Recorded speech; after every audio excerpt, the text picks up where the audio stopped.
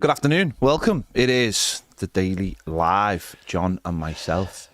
John read the news last night. I'm shocked by this news. That John read the news. That's because he wouldn't do it. Oh, well. He has got a broken hand. That stops you reading the news. Masters in journalism. But he said, no, I have to press buttons. I got the news and writ down exactly what you said. Mate, I've protected you. You're the star. Yeah, right. I've got a broken hand. Why didn't Ned do it? I'm going to out... He wasn't here. I'm going to out you right now. Because I was crap, basically, right? No. I was. We're going to start somewhere. And you know, when we don't use the autocue and we write on the whiteboard, Oh, yeah. and Baz, I think you do it as well, don't you? You always write it yourself, Yeah. and Baz writes it himself. I know why. Because I got halfway down his thing, and I thought, we were talking about Seamus, weren't we? Yeah. And I'm thinking, there's two countries they're going to play, and I can't read what one of them is. So I guessed Senegal. You got it, though. And turned out to be right. But of course, your bottle goes, and you end up talking too fast and all that rubbish.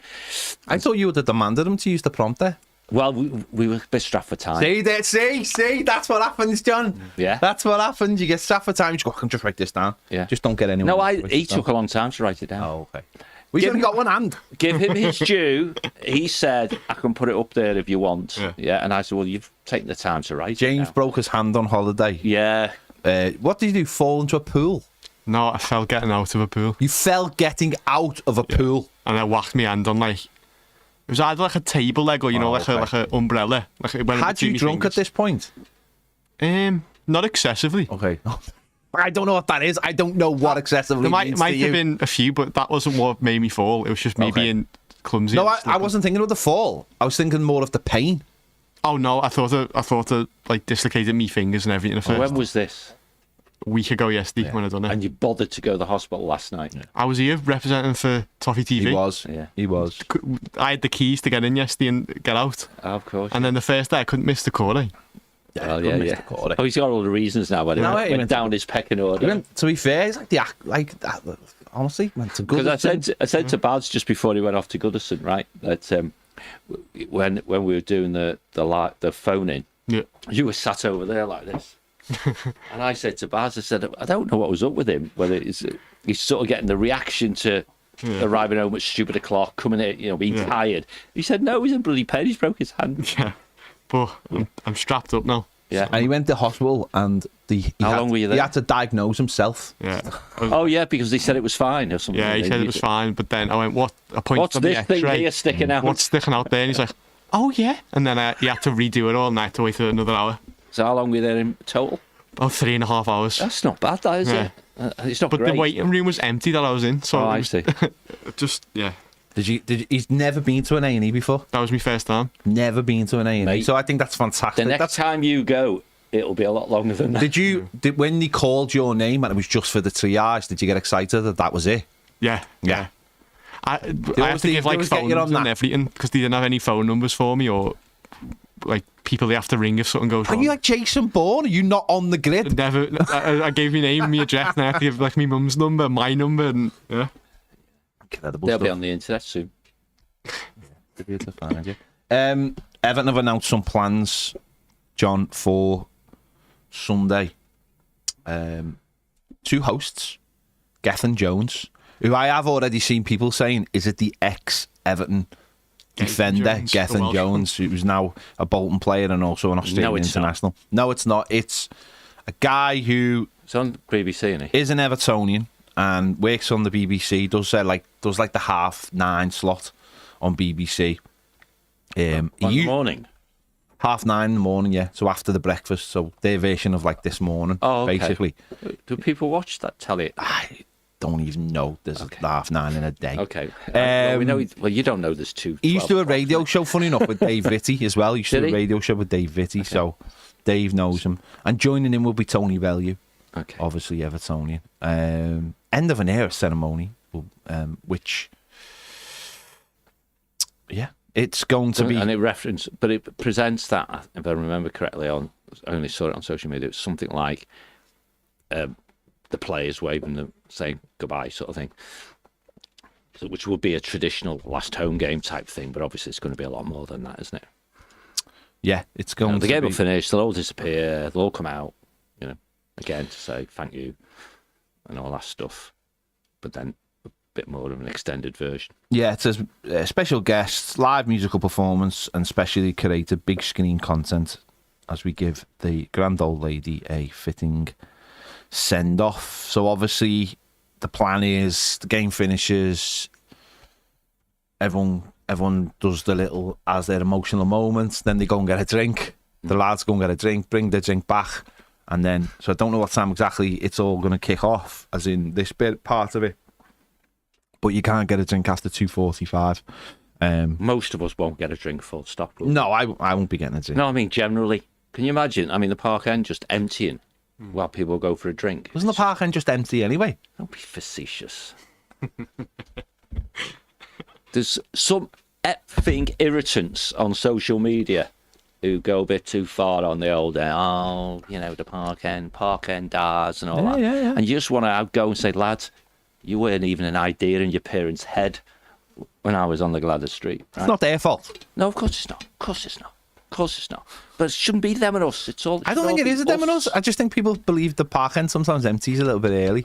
Mate, you don't get to see the Gladys Street. That empties as well. It doesn't. It does. It doesn't. Yes, Not like it the park end does. The park end was half empty at the end of the derby, and That's shocking. And I thought it was hilarious. Yeah, it's shocking. That all those people missed that goal. I love it Yeah. because I'm at Goodison.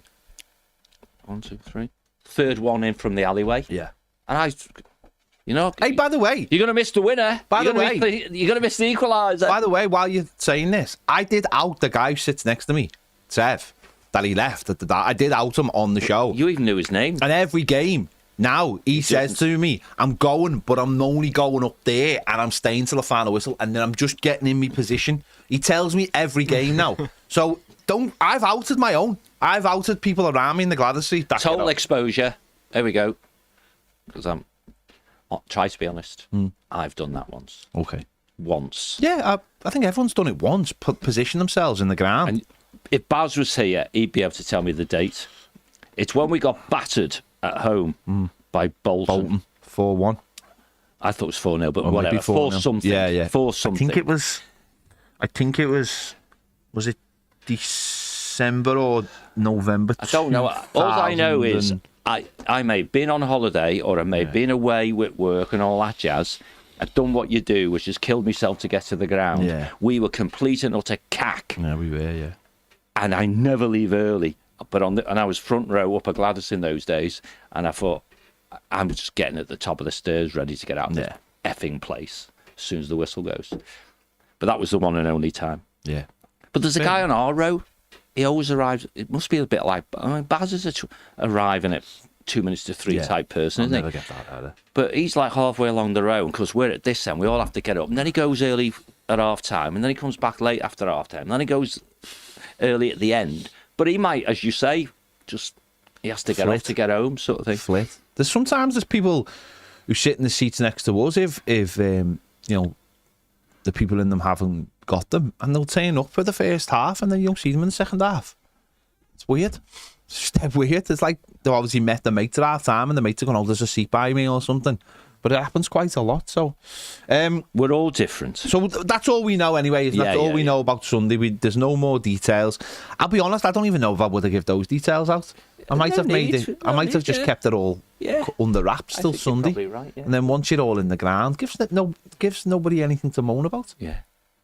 I think I would have kept it under wraps. But what would you like to see after the game, John? Or does it really bother you what happens after the game? At all. Doesn't bother me at all. Have you got anything in mind that will happen? I would want, or you think will happen? No, I think there's a parade of ex-players and managers. You know, and I know it's a bit random, and perhaps logistically it's not that easy. But for me, every living player should have got an invite. Yeah, no, absolutely. Every living manager, whether we like them or not, Yeah. should get an invite. And those who think it wouldn't be very well received can choose themselves whether they come or not. Yeah, and that would be nice. So I'm just imagining there's a huge parade of. Do you know what I'd like to see?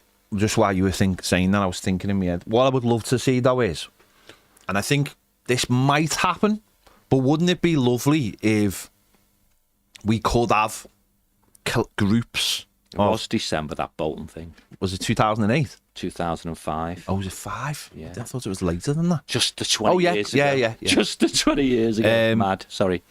Yeah, go ahead. It would be lovely, wouldn't it, if, I think anyway, if the players come and they come on their teams. That's a good idea. So you could have, like, obviously, the last remaining players of the 66 final, the last remaining players of the 70 team. Well, if you've tried to invite everyone who's alive, you could. Yeah. So the last remaining player of. And then almost like, whilst you've got ago. the remaining, put clips up of, like, saying he was 66 and 70. You'd have Brian LeBone clips, Alan Ball clips, them talking about Everton. Almost that, like, you know, you want to inspire, like. That's I like that idea. But I'll tell you what I was just thinking there. So when I went to see Paul McCartney in December, I've obviously seen him a couple of times, but he sings a song with John Lennon. Yeah, you won't. So you've got John Lennon on the screen. Because they did it. They got some old recordings. Yeah. So you've joined it all together. You've got John Lennon on the screen singing his part because they've managed to cut the bits up, haven't they? Yeah. And you've got Paul doing his part of it Live. Yeah, and it's like, obviously it's a bit shuddering there. It's spine tingling. Yeah, I don't know other people, because who else has done it? I think they've done it with Elvis and stuff like that. But I'm going a bit reaching a bit here. But wouldn't it be lovely if you had, like, some players and then you've got Alan Ball on the screen talking about, and then it's like, then you get the reaction of the last remaining players, Derek Temple and people like that for 66, and obviously Joe Royle for 1970, and plenty of choices for the 80s. Well, all of the 80s team would be there, wouldn't he? You know, but you've got Howard then. You got Howard talking, and then you got the 95 team, and you can bunch the 95 team together, and maybe some teammates of Kevin Campbell. But there's so many groups you could do. Well, that's what I'm saying. Because you're doing a groups thing, which is the teams they played in maybe the decade or something. But then you'd have all the captains. Yeah. Anyone who's captain at us in a top flight. That's what I mean. You've got to have some kind of structure to it. Maybe that's where Geffen Jones comes in, because he'll be used to. Well, he's a presenter, MC type person. Get that structure, so you're hearing from different people. Because not when they bring them on at half time and they go, and then just walk off. It's nothing. But you get that structure to where you're talking to them, you're asking them, and. Well, if they're going to do that, which is like live stuff, then you do need someone who's a professional MC. Well, and also because the 1 hour show will last 3 hours anyway. It'd have to be choreographed as well, wouldn't it? It'd have to be choreographed, so it'd be like talking to the people, and like you want them to mention something, and then that mention can link up to what that person's just said, or get that person to speak and then link back into it. I think something like that would add that success. And also, it's like the people who can't be here, the people, you know, your Borleys, Labby, Westy, obviously Howard Kendall, those people. There's lots. You know, there's lots, and it'd be nice to have that amount of structure, and then not overdo the relegation stuff. That's what I'm hoping as well, because I was looking at Tony Bellew's bio of his favourite, and they're all relegation ones. I was like, no, we need to get away from that. We need to have a thing of like the winners dominate this, the winning memories of Goodison dominate. It doesn't have to be. I'm not saying it's going to be inaccurate, but it doesn't have to be fully accurate. And in this period of time, we were really crap. Yeah. No, skip that bit. Well, you got like, you could get Graham Stewart, Gareth Fowlery, Dominic Calvert-Lewin, Dukes, put them on the pitch together. They're the heroes. They're heroes of survival. Yeah. And you don't need to do any more about it. You just have those four players. They're all good goals. You could stick to. You have those four, and you just Barry Orne would have to be there because of his Wimbledon goal. Yeah. What are your Barry Orne, and what would your feel? What are your thoughts? You know, how did that feel? Blah blah blah. And we do it that way rather than going over they're not heroes. I've seen someone say on one of our comments about like the Corey, it's like no one should make people these heroes, because they're the people who put us in that position in the first place. Someone was asking yesterday on social media about legends. Now that's a very subjective thing. Yeah. I think the question was, do you have to have won something to be a legend? I think you do, but I generally do. Well, there you go. I don't. But I think there's caveats. Oh, okay. Very small caveats. Exceptions that prove the rule. Seamus Coleman. Yeah. And Seamus is the most graphic example of, you're saying he's not a legend because he didn't win anything, right?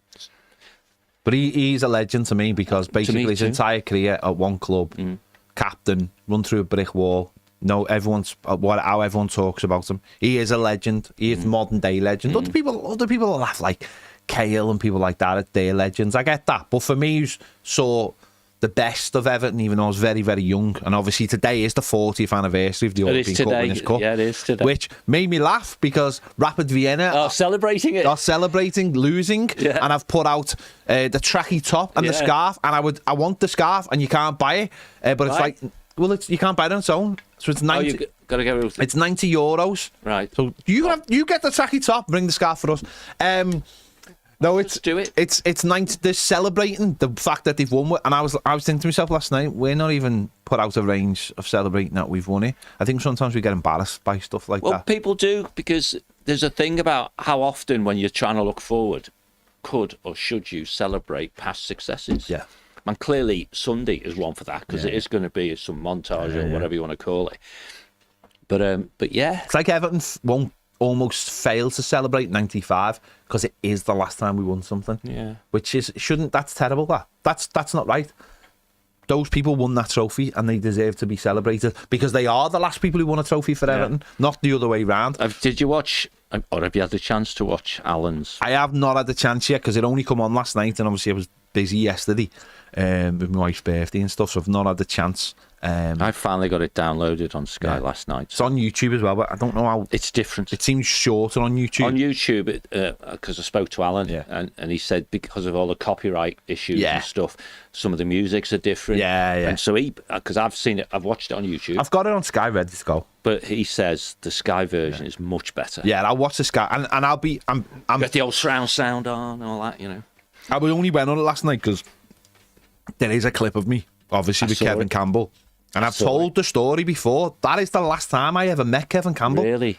I didn't know that. And I didn't know that had been recorded. So the fact that's just weird to me. It's not only weird, it's weird that it's in that documentary, that someone has found that clip and gone. And I said to Alan, I said, where's that come from? Do you know if there's any more of that clip? And he messaged me last night and he said, that's it. And I went, well, if that's it, I'm quite happy. You found the last moment I ever met Kevin Campbell, and I've got it. Is Sky doing it as a DVD or anything, do you know? No, I don't think so. Oh. No, the DVDs don't exist in this day and age. You know what I mean? No, everyone's got YouTube, and if you haven't got Sky, then you can watch it on YouTube. It's going to be there forever. It's going to be there forever. But the one on the YouTube isn't going to be the same. No, it isn't. But how are you going to know that if you haven't watched the original? Because we'll all watch both. Not everyone's got Sky. True. Funny, I sent you that thing the other day and I sent it to Alan, and it was a conversation in 3 pieces, and someone put on Twitter, it's an absolute disgrace that the Everton, Sky put this on 11 o'clock in the morning, no repeat, blah blah blah, and someone put, yeah, but you could have taped it, mate, and he went, you can't tape on the Fire Stick. Oh, I saw that. I sent it to Alan, and he's just like, yeah, nice one. No, mate. I saw that. Nice one, mate. I just thought all this anger about something you don't pay for. I tell you what, there must be a technical way out there of taking it off the Sky Q box and sticking it on something. Oh yeah, if you've got the right leads and you get, of course there's, because people are always doing that. Because I just screen grabbed it. Pat and Kathy live in Denver. They ain't going to watch it on Sky, and I believe Alan, because he's the producer of it, that the Sky version is much better than the YouTube one. I wonder, and this might be something worth asking Alan. Of course, Comcast in America. Maybe they get them to put it out. They can. Well, they are Sky. They own Sky. That's what I mean. So there's absolutely no reason. They can get it to go out in the States. There's absolutely no reason why it couldn't go out in the States. Alan, if you're watching, ring them now. There's absolutely no reason why it couldn't go out. Because that would be cool. Because some of those US outlets are going to cover our game anyway, aren't they? Yeah, I seen this yesterday saying, Don and Alex and others who we all know, and same for the guys in Oz, Nathan and all that jazz. They're all going to have to get access to it somewhere, aren't they? Yeah, I seen it this morning. Actually, someone saying that they had the exclusive rights, and it was going to be on afterwards and all that. Oh, good. So, yeah. I'll message out while you're talking. Yeah. Howard's Way is on TV right now. There you go. That's on. It is. And it's on Now TV. Sorry, it's not on. But it's on demand on Sky. Yeah. Which is cool. Yeah. But Sky will let you, because I did it. You can say, well, I can buy it because it was on whatever the store's called, Yeah. Sky Shop or something. And if you buy it, you can have a DVD version as well. Well, people should buy the DVD version of it anyway. Yeah. Because it's got loads more bonus footage on. Yeah. And Rob worked incredibly hard on that DVD, like on that documentary, like incredibly hard. And he did it without basically, he did it as a label of love. He didn't do it with any to make money. And he said that, listen, I have no idea how much those things make, but I do know how much effort goes into, because I know how much effort goes into just doing basic stuff. So the effort to do that, fly around the world, make sure it's got sound, and all that kind of thing is ridiculous. And then your SD card works. Yeah, then the SD card might go, oh, it's broke. How the editing process. Did you, because what he also did is he put all the content on a stick. Yeah, I believe so, yeah. Did you get it? I never got that. I've got it. Well, there you go. You've got it. You've got the Toffee TV version. The only thing I would say is, because it'd be cool to throw it to somebody who's, There's only one. Say, there's only one gripe. Something from this. There's only one gripe I have with Howard's Way. What's that? You're not in it. My name is spelt wrong in the credits, and that's my only gripe. And to me, my name's on a banner on the Gladys Street and it's spelt wrong. I'm not that bothered. It's just that when your parents look at it and they want to, is that really you? And then they go, well, it's me. For God's sake, they know it's me. Oh my God, that's become my mother has no interest in football whatsoever. She loves the fact that you're in the credits. But if someone mentions they're an Evertonian, she goes, she's my son. It's now her. Oh, do you know my son? That's now her calling card. I tell everyone that the little kid has been beginning playing Dave Feely is Baz's lad. This comes, by the way, after years and years and years of giving me abuse for doing everything for free. All right. Are they paying you for that? No. Oh, I'm on this. Are they paying you for that? No. That's how it works. So how did they spell it wrong? I don't think they put a T in the middle of it or something like that, but they spelt it wrong. McPartland or something. Yeah. But it is what it is.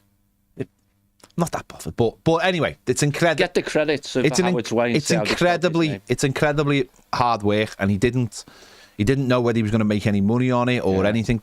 It being on Sky, the logistics of organising it must have been and also immense. when we made our first documentary and Ned done it, we had no idea what we were doing.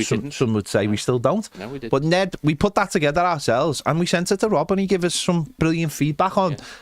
How to make a documentary better, which we've put into ones since, Subsequent where ones, you don't get three different people to say the same story. You keep it moving, and that's really difficult. Like if you've got two Everton players and they're telling the same story, you can only use one. The story's got to start there and end there, and it's got to keep moving. And that's so difficult. That is so difficult. All that planning, what you're going to ask people, what you're going to put in, what you're going to cut out. The editing process for a documentary must be incredible, because you have to shoot probably 3, 4, 5 times more stuff than you need. Oh, yeah. And it must be an incredible process. So if you haven't bought it, buy it, because it's something he was offering Fire Sticks things, because I know he or USBs. I'm worried where it is now. I'll find it. But it's an amazing documentary. If you haven't ever watched that documentary, it is incredible. It is incredible. There's another one actually. There's another decent one out there called Two Tribes, which is more about Everton and Liverpool in the 80s, but it does focus a lot more on Everton. It's that Tony thingy. Yeah, but it does focus a lot more on Everton. It was a BT Sport documentary, and they actually do some really good documentaries. In fact, I've got one on the box at the moment that I need to watch, and it's about two teams in the north, the Arctic Circle. Oh, right, okay. Who play each other every year. Two villages. Oh, I see. And I started watching it, and then when you're starting, you're like, I need to finish this. This is really good, and I haven't finished yet. And it's just about two villages who play each other, but they're in the Arctic Circle, and they do some really good stuff. Like, you'd have thought to do a documentary on that. So the Two Tribes is 2019. Yeah.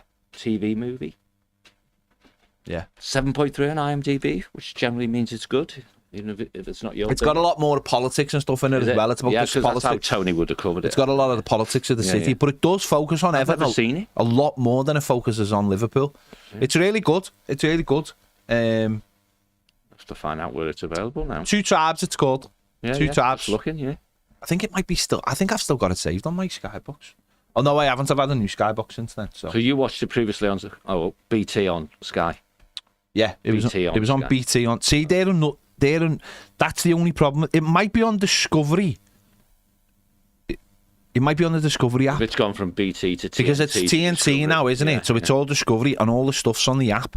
Hang on, I've got the app on my phone. I'll have a I look. say normally IMDb tells you where you can see things, but I can't see anything. Oh, it says it's on Prime Video. Oh, okay. Yeah, let me have a look. Prime That's Video. cool. Let me have a look. So I'll put my Prime Video app up. Talk amongst yourselves. Well, yes. Hang on. Go on, you have a look. This is not a Dunk Ranger shirt. This is my homage. No, we turned it round last This night. is my homage to. I had this made for me. So basically, because I'm a kit nerd, this is my what if shirt. This is what if Everton had Adidas in the 90s. Yeah. Should do more like that. I had it. So I found the template on a Spanish website. I paid quite a lot of money for it. So I got it sent to me mate Rich. He put the badge on, 92 badge, NEC at the time, number 9 in the back as it would be styled. The only problem is I'd wear this. The inside's like fleece. It is. It's a winter shirt. Oh my god, it's ridiculous. It's ridiculous how hot it is. You have to wear, if you're going to wear it, a t-shirt, because to make sure that doesn't come. It's like asbestos. So yeah, that's like my what if shirt. I had varying comments on that. Why would you not for? Oh, no bad. And all that. But I think it's great. I think it's great. Why not? Why not? Yeah. Why not? If it's on Prime, they make it hard to find, so I can't be bothered. We'll look another time. Yeah. Be on a store somewhere if nothing else.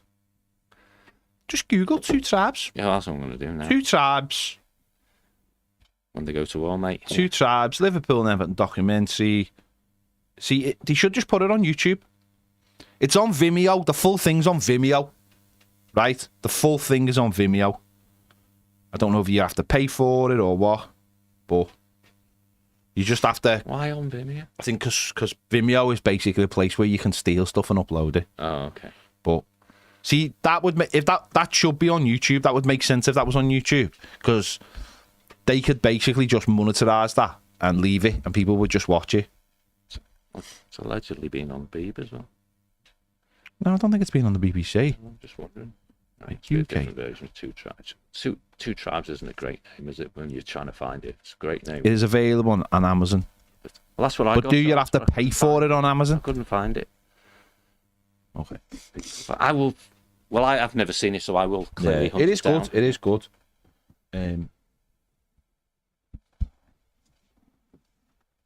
Thank you, Liam. I am a kit and an Everton nerd. In fact, we've got a couple of kits coming, and I don't know what they are, because Classic Football Shirts reached out and asked us if we could take a disposable camera to the game, and they're sending us a couple of kits, but I don't know what they are. Ah. So they want us to do a little unboxing of them. So we will. So And what you get for it? the 2 kits. They're sending the 2 kits, and Oh, we've just got to two take, random. got to take pictures at the game on Sunday for them Oh, okay. on a disposable camera. Oh, that's a nice So- thing if they have loads of people around the ground. Yeah, isn't that's it? what they said. I think they've Yeah. got one. I think they won on.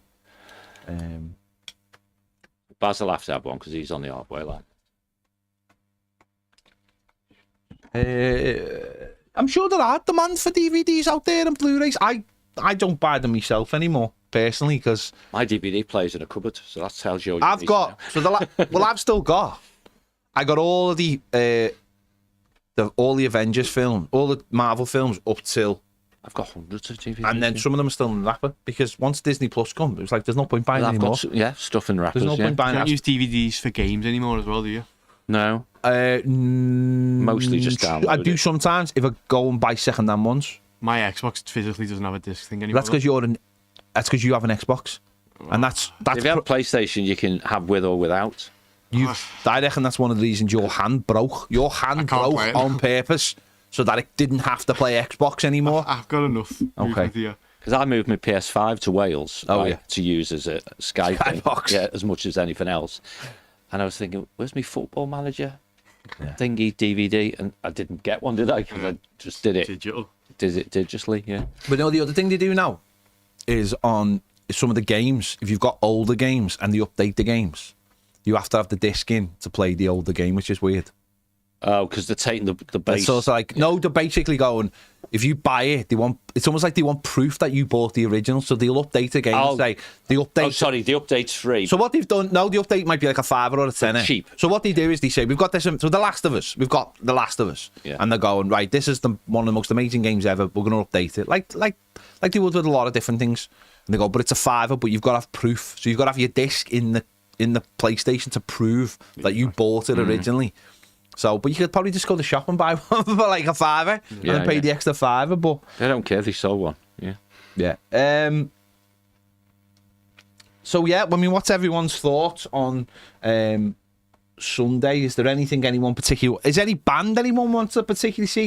Is there a band that just Fantasyland? This, John, is there a band that like encapsulates Goodison for you? Is there someone or a song that you would like? I'd love to hear that played live because actually that encapsulates my old time. No. Oh, like that's nice.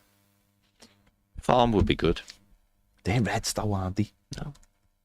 It's only Keith. Not all of them. Only Keith. Yeah, but he's the artistic one. I Musical director. think if you spoke to Peter, I think he might have difference of opinion. What about the Coral? They're Everton fans, aren't they? Are the Everton fans?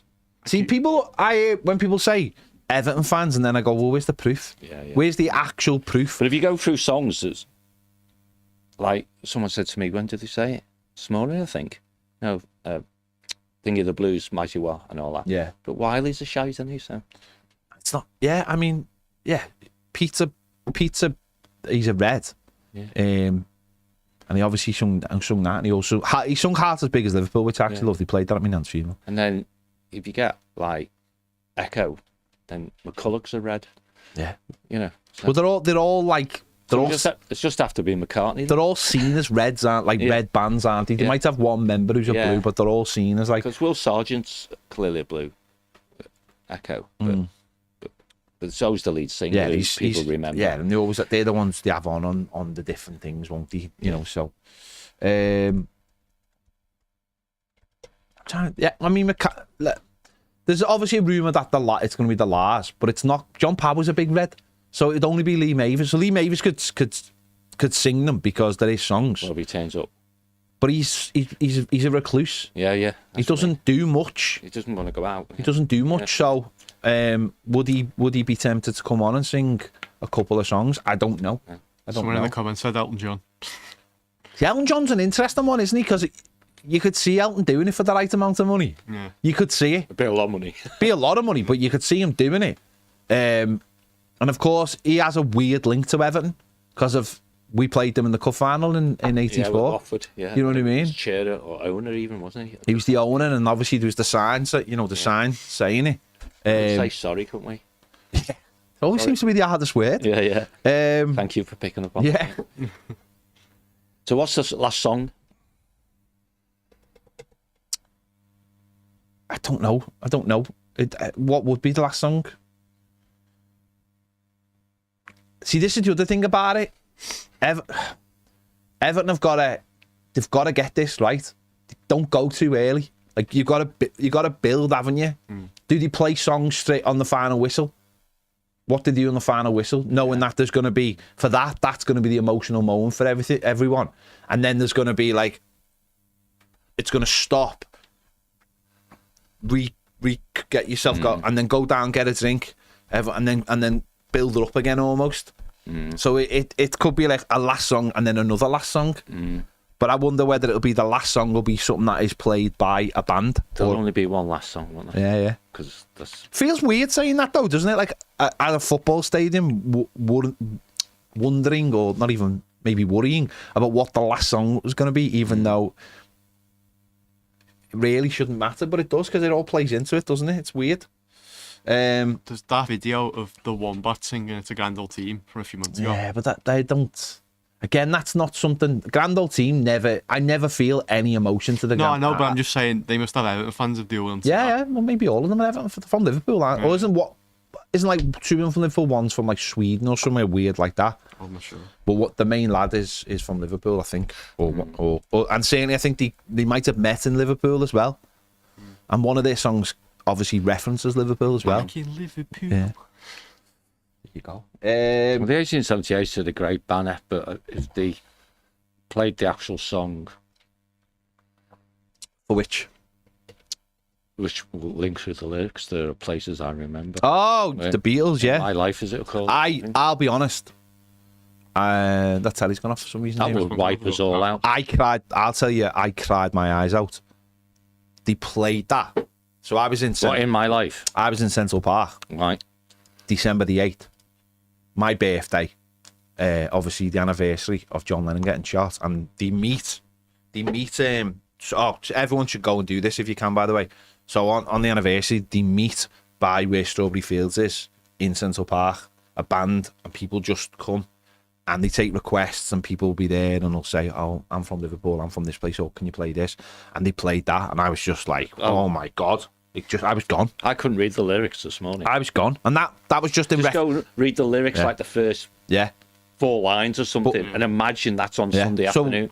This is just on the anniversary of John Lennon. I was just gone. I was just absolutely in floods of tears because it just took me. Oh, but amazing that though. That's something you should put on a bucket list. Honestly, being in New York. Was it cold? No, it wasn't actually. It was quite warm. Was the missus wants to go when it's cold? I don't think you might have to turn back time. Winter time. No, it does get cold, but it just wasn't cold. Oh, when it was cold, I'd say when it was cold on the ferry to the Statue of Liberty. That's when it was cold. But while we were there, it was so mild. But no, going to Strawberry Fields and hearing this band play, and they're all like really good musicians. And what happens is it's like free for all musicians. And Tingy was only over the that is, but the Performing Arts Centre's only over the road. Okay. So I think loads of young musicians come out and join in, and they just loads of them. It's unbelievable, and we could have stood there all day because clearly they do, and obviously different groups of people will come in and they'll take load. And I mean, obviously they've got as many songs as they want really to choose from, but it's Swine Single and that. Yeah, if they play that might be like the last one. That might be that's what I'm trying to think. What would the last one be? Which, if you'd have a special guest to sing it would help. Well, that's what I mean, yeah. I wonder if anyone at Everton ever asked that question. I definitely would have. Or ever reached out. Can we get him? Because I would have. Yeah. That's literally, if I'm the Friedkins, I'm like, I'll fly it in. I'll fly it in, whatever you want. We'll send the jet. Because that's the statements that would make of literally just Paul McCartney walking out and singing one song and then going, let's do some more. I'm still there till... No, but just on, you could imagine the world would sit up and go, wow. Would you prefer it the last game at Goodison or he does it at the new stadium? No, because I think he will play at the new stadium anyway. Yeah, a concert there is different. I think he'll play, but I just think all eyes on Goodison Park on Sunday to just pull Paul McCartney out of nowhere and then from just play like 2 or 3 songs. Yesterday, The Long and Winding Road, and then playing that. God. So if that happens on Sunday, that trumps loads and loads of screw-ups, doesn't it? Say, on the last day. All is forgiven. If Everton could pull that up. Listen, by the way, if Everton have had that conversation and he said no, then fair enough. I'm not going to be angry if Paul McCartney's not a Goodison. But if he was, that would make the world sit up and go, wow. That would be a wow moment. That would be. Tony Bellew introducing Paul McCartney. That would be some. It's my mate Paul. Yeah, that would be something. No, but yeah. like three songs. The Friedkins would just.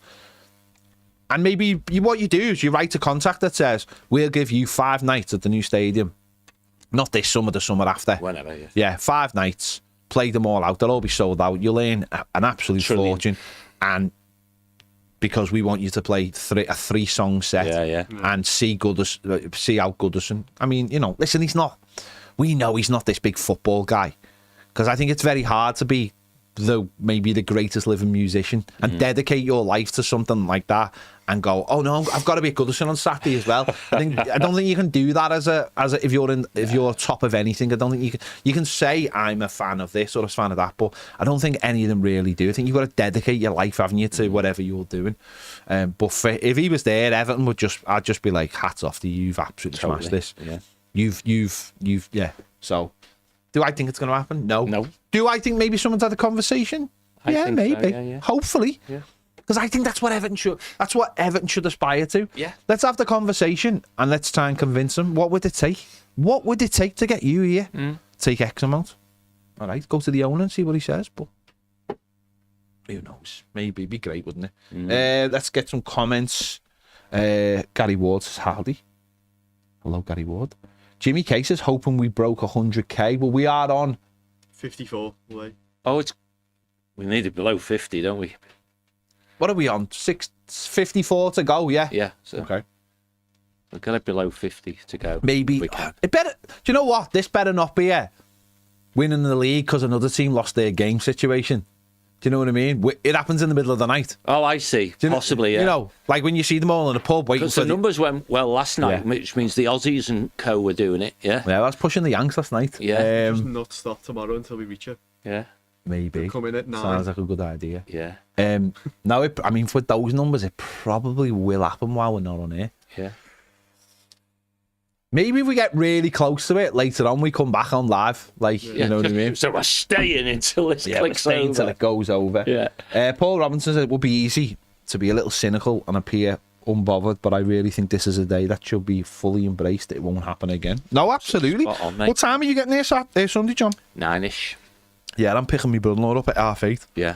Probably Going going to back leave to our the- house about 8. 100,000 thing. Ned said something yesterday that you and him are both getting 100,000 tattoo. Oh, yeah. And he's This- game for it. No, this happened. This was last year. He's This was. still game for it. Oh, well, if he you would do be it with game him. for it. He'd have a tattoo on his face at the moment. At one stage, he did say on his forehead, and I said, you Okay. shouldn't say that. All right. If there's anyone out there, That will go viral. I'm going to. if there's anyone out there who can design, and I know obviously Harry watches, if there's anyone out there who can design a really, really good tattoo that incorporates The 100 and up all. the 100k and Whatever. but doesn't looks like Quality, classy. yeah. If you can do that and I'd like it, I'll get it. I've Yeah. no problem saying that. And Ned will. And Ned will. And we'll but it film. can't be just like 100k. It's got to be classy. Comic Sans 100k. Yeah. See, some people would just do that though, wouldn't they? But I'm not. He's got like a lemon, hasn't he, on his? Yeah. An orange. An orange, yeah.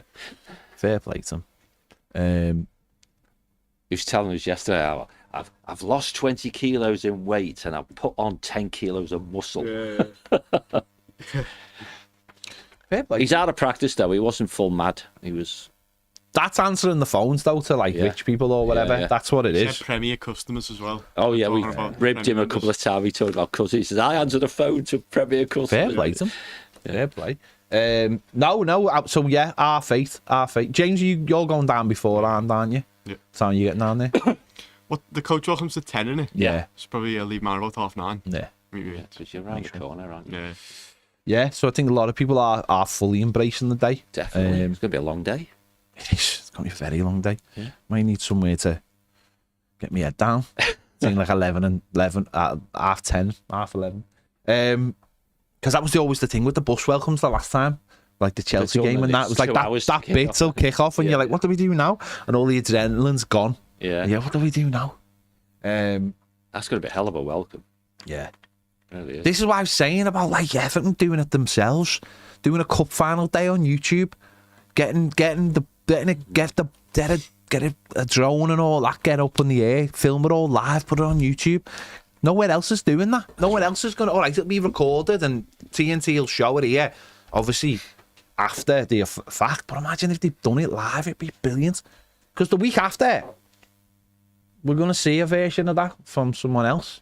So why couldn't have we have done that and put it on our own YouTube? People around the world would have watched that. These are the ideas they need to start embracing. And it is that one day, isn't it? So Nathan says, hi guys, pure passion. The boys running themselves into the ground for a win. A brilliant goal. Is that our Nathan? Yeah, a brilliant goal from Illy and 38,000 absolutely rocking in the stands one last time. Yeah, that'd be nice. I mean, it wouldn't be 38,000, would it? It'd be more closer to 36 and a bit. Be interesting to see how many of the Southampton ones turn up. I tell you what, right? Southampton fans, whether you like it or not, have got a real opportunity to have a classic. nice day out and not even go in the ground. Let's be honest, because when those Southampton fans get to that away end, I think there might be a few Evertonians waiting for them. Not in a nasty way, but I think there might be a few. Offering a lot of money. Well, I was at Leicester the day they won the league, right? And I was offered loads. I was willing to take money. And the amount of people who came over to me and wanted my ticket for free. Really? And I was like... Oh, I got offered it quite a few. No, but I was like, I paid for it. Yeah. So why would I give it to you for free? And then they start to explain why it means more to me than I've been coming for... No, you haven't. Because you're standing outside. But it was like, not even like, oh yeah, mate, I'll give you 100 quid for that. It was for free. I was like, mate, I had to pay for... so I lose out on a ticket. Before they travelled. Oh, yeah. Like... And then the heavens opened. And then everyone proper opened, like a proper thunderstorm, and it's everyone scattered. So it was like the only place to go was in the ground. And it wasn't like, I'm going to make money on this ticket. I was like, if someone offered me silly money, I'm going to take... What was silly money going to be? £1,000. Really? Yeah. So if they said 500 quid, you say no? Well, I'd think about it. 300? No. 200? No. I didn't want to be one of those people who was... I was going the game to watch Everton. No, I know. You didn't set out to sell. But if someone had offered me something silly... If someone had been stood at the gate and said, hey, mates, yeah, I'll give you a few hundred quid for your ticket, okay. Yeah, maybe I would have, yeah. Because we got beat. We were rubbish anyway. So there might be a few Southampton fans who might make some money on Sunday. And hopefully, listen, not encouraging in it, but obviously we don't want to see anything the other way either. So Southampton, that's probably why Southampton fans were so willing to take. Yeah, but some of them are going to have to pick them up on the day and all sorts, aren't they? Well, maybe, but I can imagine there'll be Evertonians outside the away end. Yeah. Well, at the top of the road. If I didn't have a ticket, I'd be going the ground. And if I was going to be around the ground, I'd go and stand there, wouldn't I? Yeah. Oh, by the way, right, we can have all these things about encouraging people not to come. Well, number one, I didn't hear anyone say that to Liverpool fans last week. And I don't hear anyone saying it to Liverpool fans for next week. Right? So people can go where they want. As long as they're not being stupid. As long as they're not, like, trying to... I mean... There's a fair amount of trouble last week, wasn't there? The what? There was a fair amount of trouble. There was... I know, there was... I think the police's views may have been influenced by what happened. But... Well, there's people... And then we'll be perfectly well behaved, therefore... For the week after, it won't be. Let's not be stupid enough to think on Sunday there's not going to be some people who will try a few scallies around. Their hand they're trying to get in. Yeah. That means stuff. That means jumping over turnstiles, pushing in on turnstiles when you go and get yours, and also that means, and I'll be honest, be very if you're going to match on Sunday, be very careful where you pull your ticket out. Absolutely. Because it only takes one person to run past you, grab it out your hand, and they are gone. And that's it. So, and I'm not being like all fans. I'm just saying it only takes one person for that to happen to you, for your day to be... I've seen it. I've seen the jumping this season over the thing, and the stewards just going, oh, look, he just jumped over. I've seen people grabbing tickets out of people's hands at, when we were at Wembley last time. I've seen it before.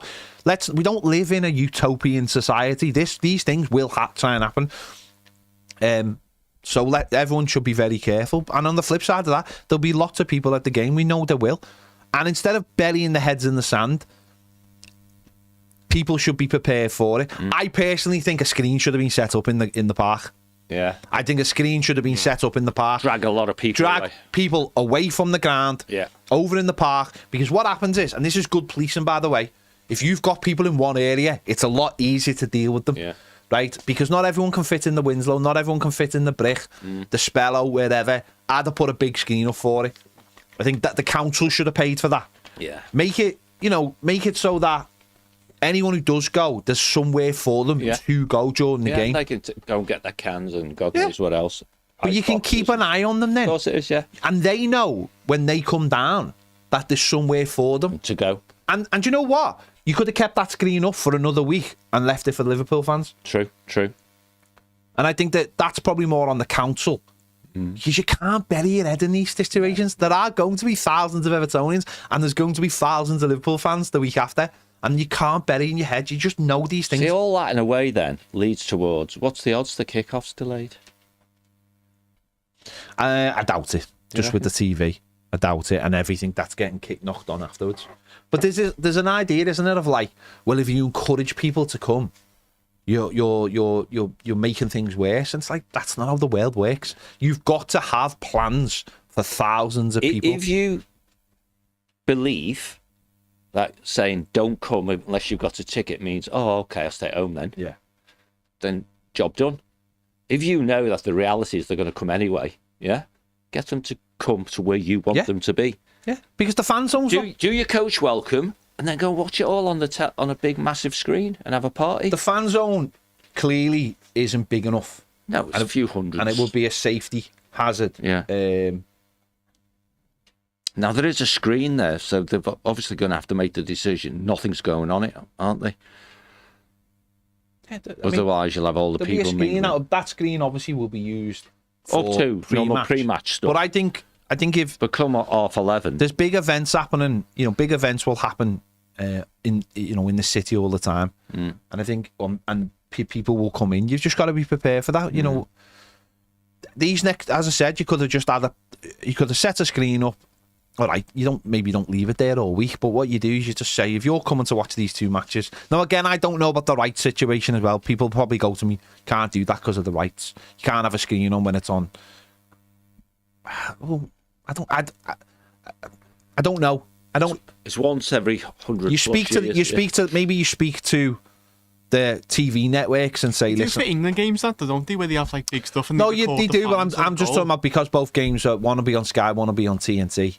You'd have to get permission to obviously use them, or maybe pay a set amount of money to pay it.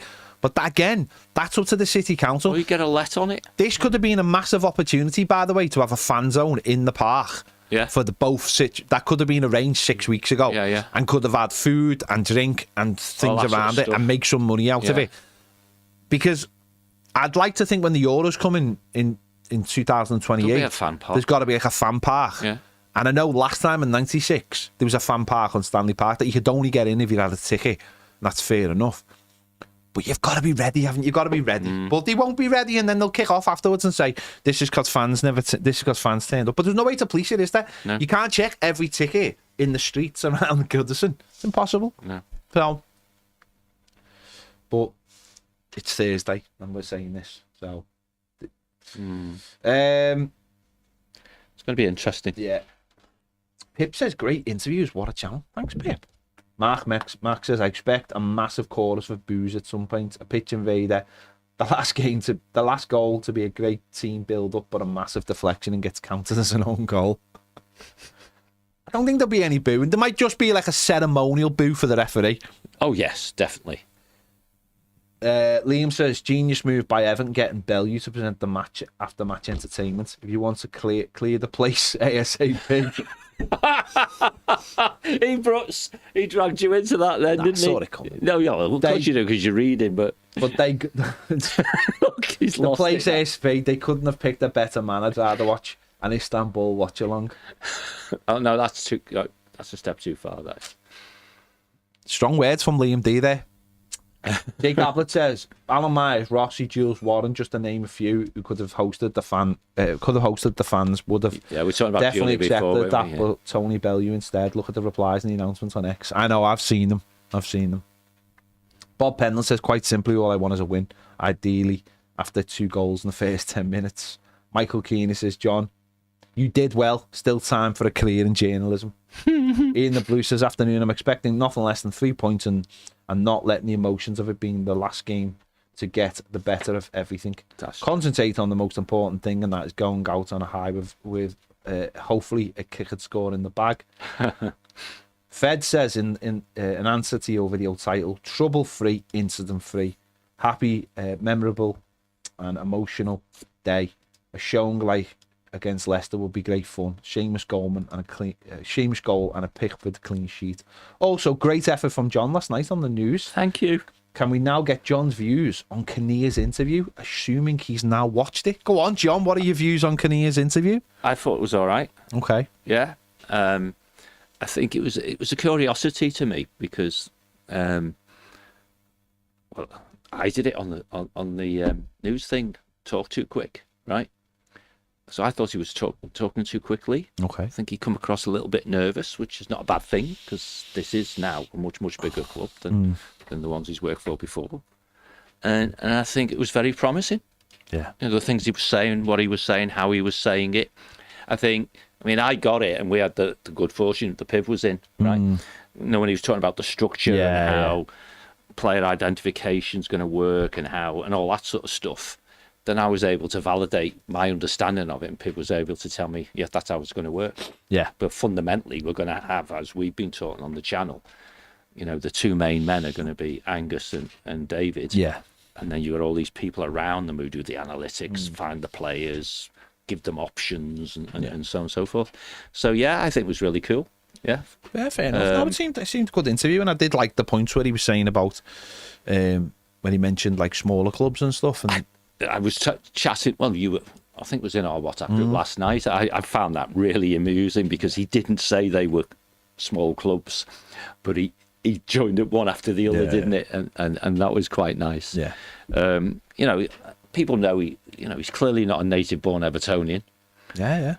You know, but I wouldn't have. If I was the editor, I wouldn't have had our CEO saying I'm not an Evertonian. Yeah. Because clearly he is now, but he'll always be a Luton fan, really. Yeah. Just fair dues. I wouldn't have shot it outside either, but that's just me. Well, yeah, I didn't realise it was outside. Right in the corner of the glassy by the look of it. On the you could just hear the wind now and again. Well, when you said that, because they faded it out at the end, didn't they, while he was still talking, and you were more technically aware. So when I said about that, you said, no, it's the wind noise. By the way, when you see mine and Baz's video at Goodison Park, yeah, you won't say anything. It's like watching Daft Punk. Said this the other day. Is this what you've recovered off your stick? Me and Baz went to. I told this story today. Me and Baz went to Goodison, and the audio got wiped, and we've managed to salvage some audio off the camera, but it's gone through AI, and at points it's like. You're gonna put a disclaimer at the start of the video? No, I'll just say, listen, we got the core. Shut up. Do you know what I mean? We got the core. Don't worry about it. Should put it out in sepia with all those funny lines on, pretend. Yeah, I've put it to a couple of different things, and then you're just like, it's just not clean enough. It's just never going to be clean enough for my liking. People might watch it and go, I didn't even know. It's not like it doesn't go. So it's fine. It's just got at times our voices just become a little bit where the software is almost like filling a gap and making because it's got. We didn't have a microphone on this other camera we use, and again, that's my fault. I take total responsibility for it. I really do. It's my fault. God. Well, actually, let's get it right. It's James's fault for going on holiday. Right. I'm breaking his hand. Actually, let's get it right. It was for you for letting him go on holiday. I never give any permissions for anyone. I didn't even give him the job. We pinned him down like yesterday. Yeah, I know. Actually approved it. And he basically said, nobody. Yeah. I just went. Fair enough. Listen, it was already booked. There's nothing we could do. Yeah. And then he broke his bloody hand while he was away. Yeah, but it's not stopped us doing this job. That's fair. That's true. Yeah. But the bit at the end, because I was just going into temporary anorak mode, where they fade Angus out and then the towel pops up. Yeah. Obviously, that's not what they meant. So what's happened? How does that happen? I don't know. I can't talk either because again, there's no audio at the end. There's no outro. I've got to simulate the outro today. So that was because you had technical failure. No, I know. Maybe you haven't had technical failure. I don't know. Maybe. I don't know. I thought it was a good interview. I thought it was encouraging. The actual work, if you saw the transcript, because you can do transcripts of things, can't you? Then you'll be cool with it. And it's all very sensible stuff. We've got new people to come in. Yeah. Still, so they're still filling out the off-field team. Go on, sorry. Which is goodness. Piv seemed to think, by the way, just generally that the approach, which is clearly no director of football, he gets it. And I know he's more of an advocate of it. But he says if you like the theoretical structure, which he briefly goes through, if you make that work, it can be hugely effective. Yeah, if you aspire to do something a different way, and you've got to do it. You've got to explain it and do it in that way. And I thought he explained it really well. I think so, yeah. So I agree. We'll wait and see what happens. We'll see all the outcome of it on the pitch in August. So Paul says a win, not asked about Bellew. Josh says, afternoon, guys. I think the atmosphere will be loud but emotional. Perhaps that emotion will be the catalyst to make it even louder. David says, morning, gents. I guess I know where my head and heart is this week. Last night, I dreamt that Baz and Ped took me to the Southampton game. I obviously listen to you guys too much and have some serious FOMO. Fair enough. You'd give up your ticket, wouldn't you? Not a chance on it.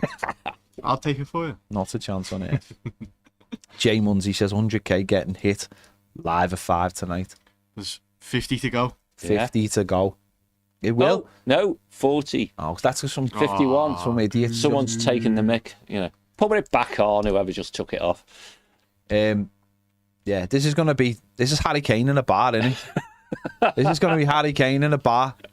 We're just going to have to go for a coffee after the show and just sit there with people filming us, waiting to see when it hits. That was the other thing. Me and Baz did something from Goodison about the 100k. It's gone. Oh, did you? Devastated. That's actually what I'm more bothered about. Just basically saying thank you to everyone and stuff, was it? Yeah. Gutted. James says 100k looks closer than ever. Last push before the Southampton game. It's going to be in the next. It's going to be in the next 12 hours. Ned says, different Ned. Just watch the Sean Dyche overlap. Oh, okay. F me, that man is just a complete hypocrite. Waxing lyrical about how company failed because he stuck to the principles, but forgetting the reasons he was sacked at Everton was because he wouldn't adapt his. The way he still talks about our club angers me. Sly digs at the way the club was run, the fans, and the defo Sly digs at Onana reading between the lines. And someone please tell me his jokes aren't funny. Yeah. Bad tit. I've not watched it all, but I have put a clip on my Twitter of the thing he said about the board, which is just, again, complete nonsense, and nobody picked them up on it. This is the only thing I don't like about the overlap is there is a distinct lack of questioning. There's 5 people sitting around, couldn't Wrighty have just gone, hang on a minute. hang on, mate. I fell for it and I apologised when I realised, yeah. Is that really what happened? Yeah. It's all nicey get the best interview. Interviews are sometimes, well, a lot of the time, they're not investigations. They are just letting people talk, and then afterwards, the audience can decide. Yeah, the audience can decide. So, yeah. But the problem is because it's on a platform where it isn't an Everton platform. People, and this is where Ian Wright in the past has come out and said, "I made a mistake." It's up to Evertonians now to correct that. There is absolutely... Get in the comments and tell the over. There is absolutely They'll no... love it. Yeah, there is... Get in Gary Neville's comments. Get in the comments of the video. Message him. There is zero proof from Merseyside police said this. There is zero proof that there was any death threats or that an assault happened on Denise Barrett Baxendale. There is zero evidence. We said it at the time. And I don't care how many people tell me that it did happen. There is zero proof. In a day and age, like Ian Wright said, the phones everywhere. There's zero proof that it happened. And there's zero evidence that there was death threats. Or they stopped coming the game off their own backs. Yeah. Graham Sharp stopped himself coming the game. Yeah. But I would imagine lots of horrible stuff got sent to the football club. I imagine it did. And because the email addresses are so transparent, Denise.Barrett.Baxendale or whatever at evertonfc.com, it's quite possible she saw some horrible stuff. Yeah. So let's not whitewash it and say it never happened. But the headlock gate bit, I actually think if that was real, then our chief exec at the time led the world down, because women in particular, should not feel threatened in that way. No. And for her to say, no, we'll just let it go. Yeah. That to me said it didn't happen. Yeah. I'm sorry, but... It didn't happen. Yeah. It didn't happen because... There's no investigation, no proof. So, therefore, we've got to take the... as I said at the time, and I will always reiterate, that day, every single Everton fan became a suspect in something, as far as I was concerned. The statement wasn't great, was it? It was put out as... And for him to keep reiterating that, wasn't an ideal situation. They could boot her. Goes on for ages about how lovely of a fella Graham Sharp is and stuff as well, making him seem like the fans are just attacking a lovely fella for nothing. Yeah, there's two sides to every story. I think fans are attacking Graham. I know that's what he said. Oh, that's what he says. I beg your pardon. Graham Sharp. Graham will be there on Sunday, won't he? Graham Sharp has re-emerged. He was at the game. He was on he was on Radio 5 special last night. Yeah, he was on he's on another podcast. He'll be there. Fine. But he put himself in exile. There's loads of people, by the way, right? And I'm not talking out of team here. There's loads of people who didn't like Graham Sharp before that happened. Loads of people. So let's not talk out of turn in terms of like something that loads of people don't like Graham Sharp for other reasons, right? So loads of people don't like loads of people. Yeah, and loads of people. It's human nature. And loads of people love Graham Sharp, right? Loads of people love Graham Sharp. I've heard different people's stories for reasons why maybe they don't like Graham Sharp, and I've got stories for why people love Graham Sharp. Yeah. It is normal. It is what it is. It's normal. He decides to stick with the people, and that's fine. He could have come out and gone, made a mistake there, but he's never rolled his hand up and said it, because maybe he doesn't feel like that. And if he doesn't feel like that, that's fine. And if he doesn't feel like that, then fans are going to be angry because those people nearly destroyed our football club and nearly took us with them. So, in my opinion. So yeah. It's good that he's going to be there. Yeah, I fully agree. James says 4-0 win, brace for Beto, screamer from Seamus and one for Dukes in the last minute, where he does a heart shape for Toffee TV. Oh no, does a heart shape for Baz. We should have given him a t-shirt and he could pull his shirt up and I was Toffee. Yeah, Housewives' favourite. Eddie says we should get Carlo back since Real Madrid can't do anything anymore. He's going to Brazil. Yeah. You mean just for like the game? No, oh, just for the game. Yeah. He's in the Al's video, isn't he? Yeah. He also says early game at USA 6 a.m. kickoff is wild. That's mad. Oh, sorry. Go on, James. What do you talk before Ancelotti? What do you think about Davide potentially going to Rangers? David. Yeah. David. Yeah, I think it makes sense. Obviously, someone at Everton told Kevin Felwell that he's good. Someone at Everton has obviously told Kevin Felwell, whilst we were looking for a manager, to maybe look in his direction, and they've done some homework on him and maybe thought he wasn't right for Everton. But Kevin Felwell, in Kevin Felwell's style, has kept it in Kevin Felwell's big book, hasn't he? And he's gone, this man might suit us. So fair play. Did you go back to the Rangers people who contacted us? No. Okay. No. I've had a busy few days. Because I thought it was quite interesting because it was a bit of a dangerous ask, wasn't it? Can you come on our channel and tell us what you think of Sean Dyche? Yeah. So they must think that he's on their list, I guess. Yeah. Well, don't have him. Well, to be honest, but he'd win stuff up there. I was on Radio Clyde the day Thelwell was appointed as going to be appointed. And I was on with them for about 15 minutes, and at the end they went, there's rumours up here Sean Dyche might come with them. And I just went, well, as a massive Celtic fan, I hope he does. And that was boom! Thank you very much.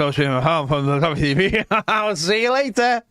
Ian the Blue says, I'm wondering if you've called them, I'm going to call them Benitez and Dyche, but you've called them something else. We'll be there on Sunday. Be nice to hear the street end sing once again. No, I don't think it would be nice. I don't think that would be nice for us to be singing. I don't want negativity in the ground. Negativity. I don't want negativity in the ground on Sunday. I don't want any negativity. I don't want anyone singing songs about stupid stuff. No. Make it about Everton. It's about Everton. Everton. Positive stuff. Yeah. Eddie says, that documentary was amazing. Give me chills. Mike Rass says, Ped, where did you get the Adidas top? That one. I got it off a Spanish website. Basically, the one you had made up. Yeah, basically, if you go out and look for like templates, like if you've got an idea of what you want and you look for like Adidas template or Umbro template, they're all Sunday League kits. Are they? Basically, just like Sunday League kits. Oh, of course, yeah. And you'll find them all online somewhere. And it's about if you can find that particular one, then and get it made up.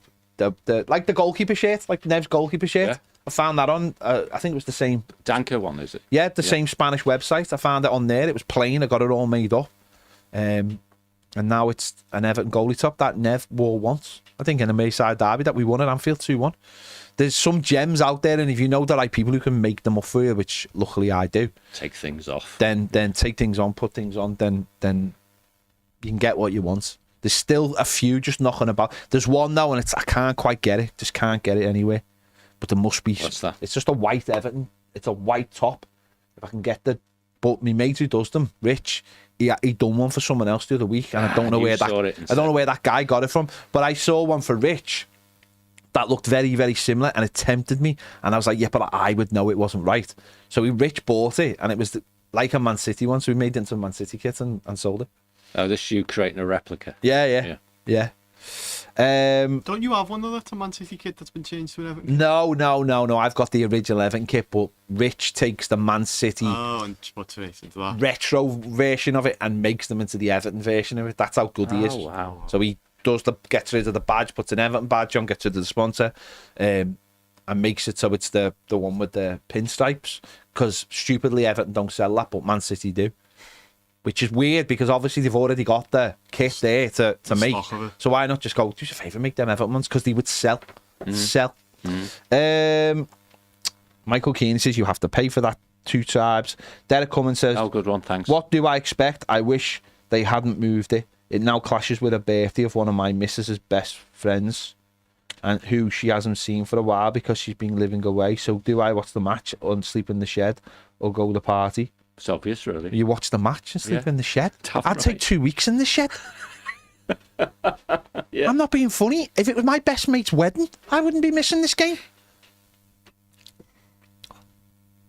It's not even a conversation.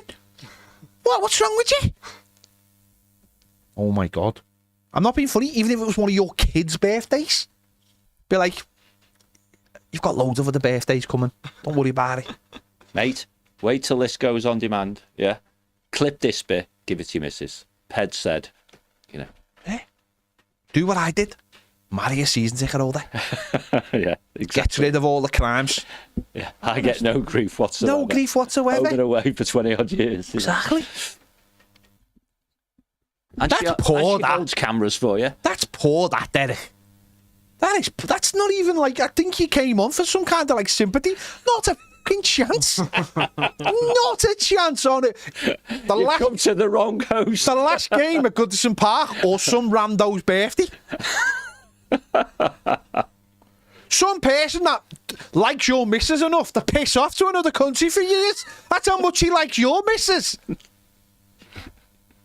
Probably did it before Skype was even invented.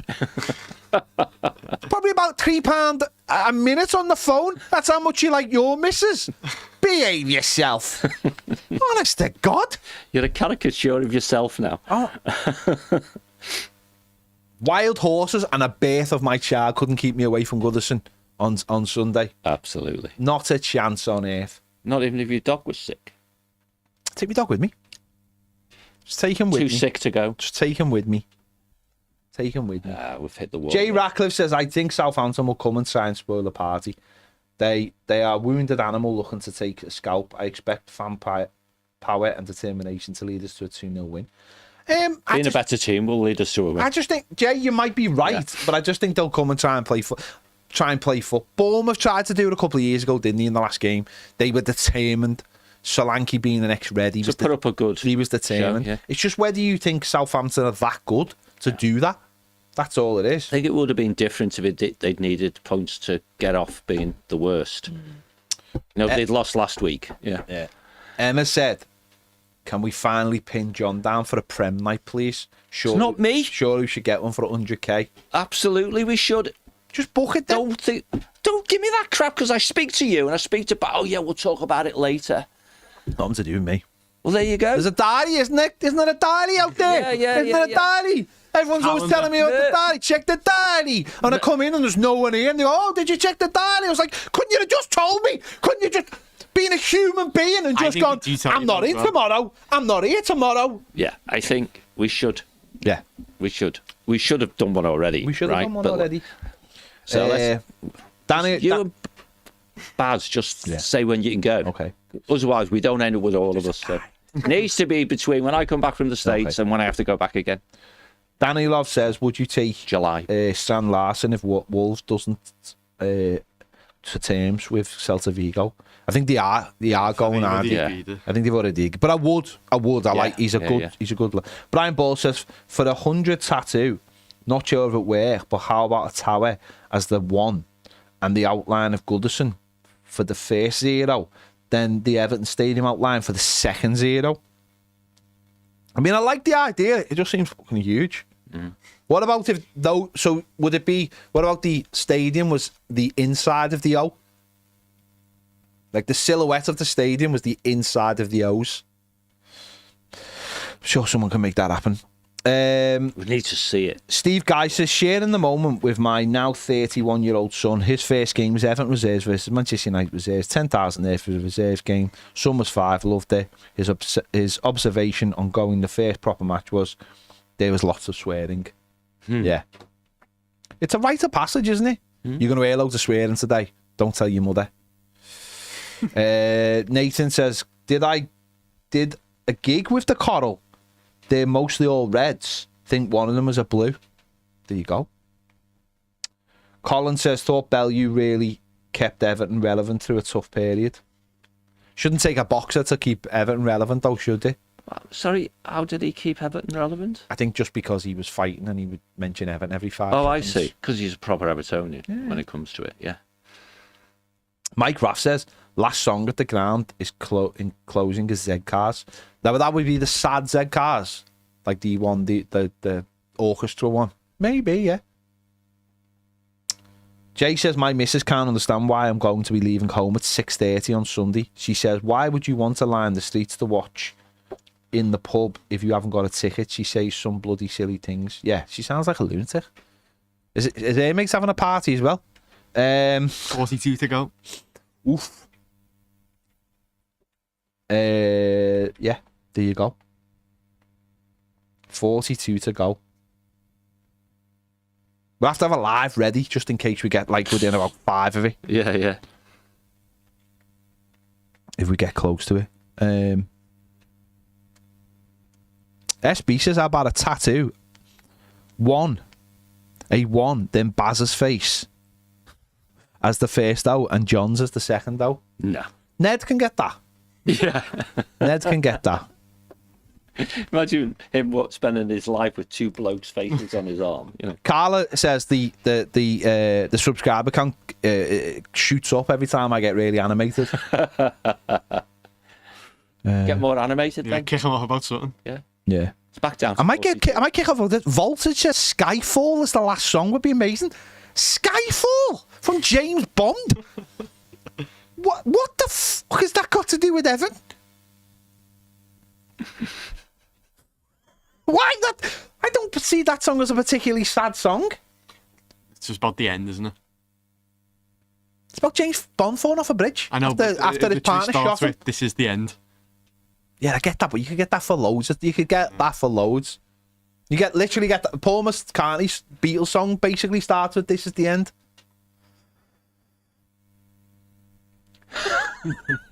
some you know what, people call me a little bit, can call me some things, but when I read about people not being able to go to the match because their wife's friend's birthday, and then people tattoos, and then people talking about Skyfall, Let it go, mate. Let it go. No, I just have to. I have to sometimes go, yes, I am the same one.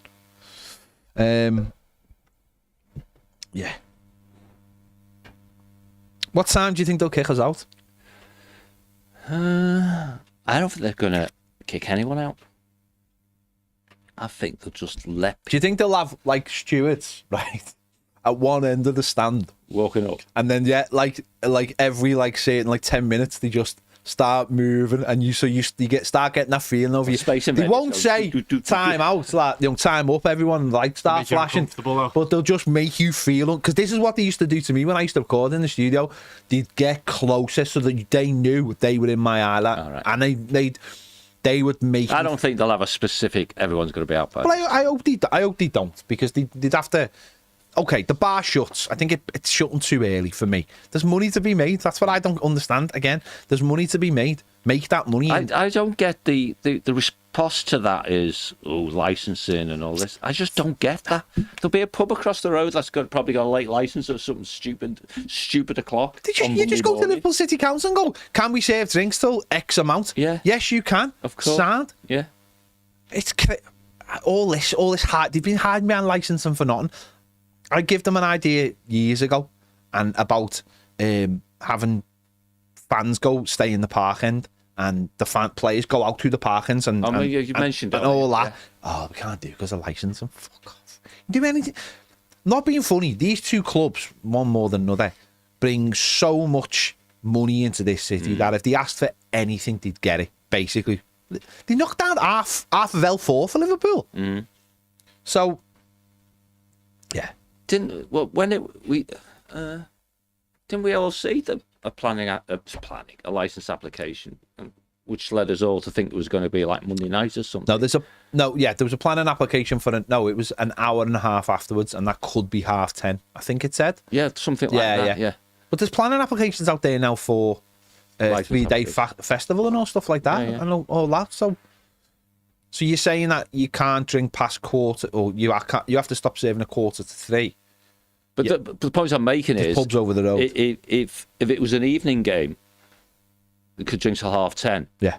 But because it's a daytime game, it's going to be 4:00. And again, it's one of those things of like if people in the ground, you know where they are, you can police people better. Exactly. People might go outside and go to shop and just drink outside people's houses till 11 o'clock at night. Yeah. Surely that is a bigger issue than knowing where somewhere is, which would be within a stadium. Goodison Road's going to be rammed, isn't it? You know. Goodison Road will be rammed all day. That's what I mean. It'll be people will be going people will be going.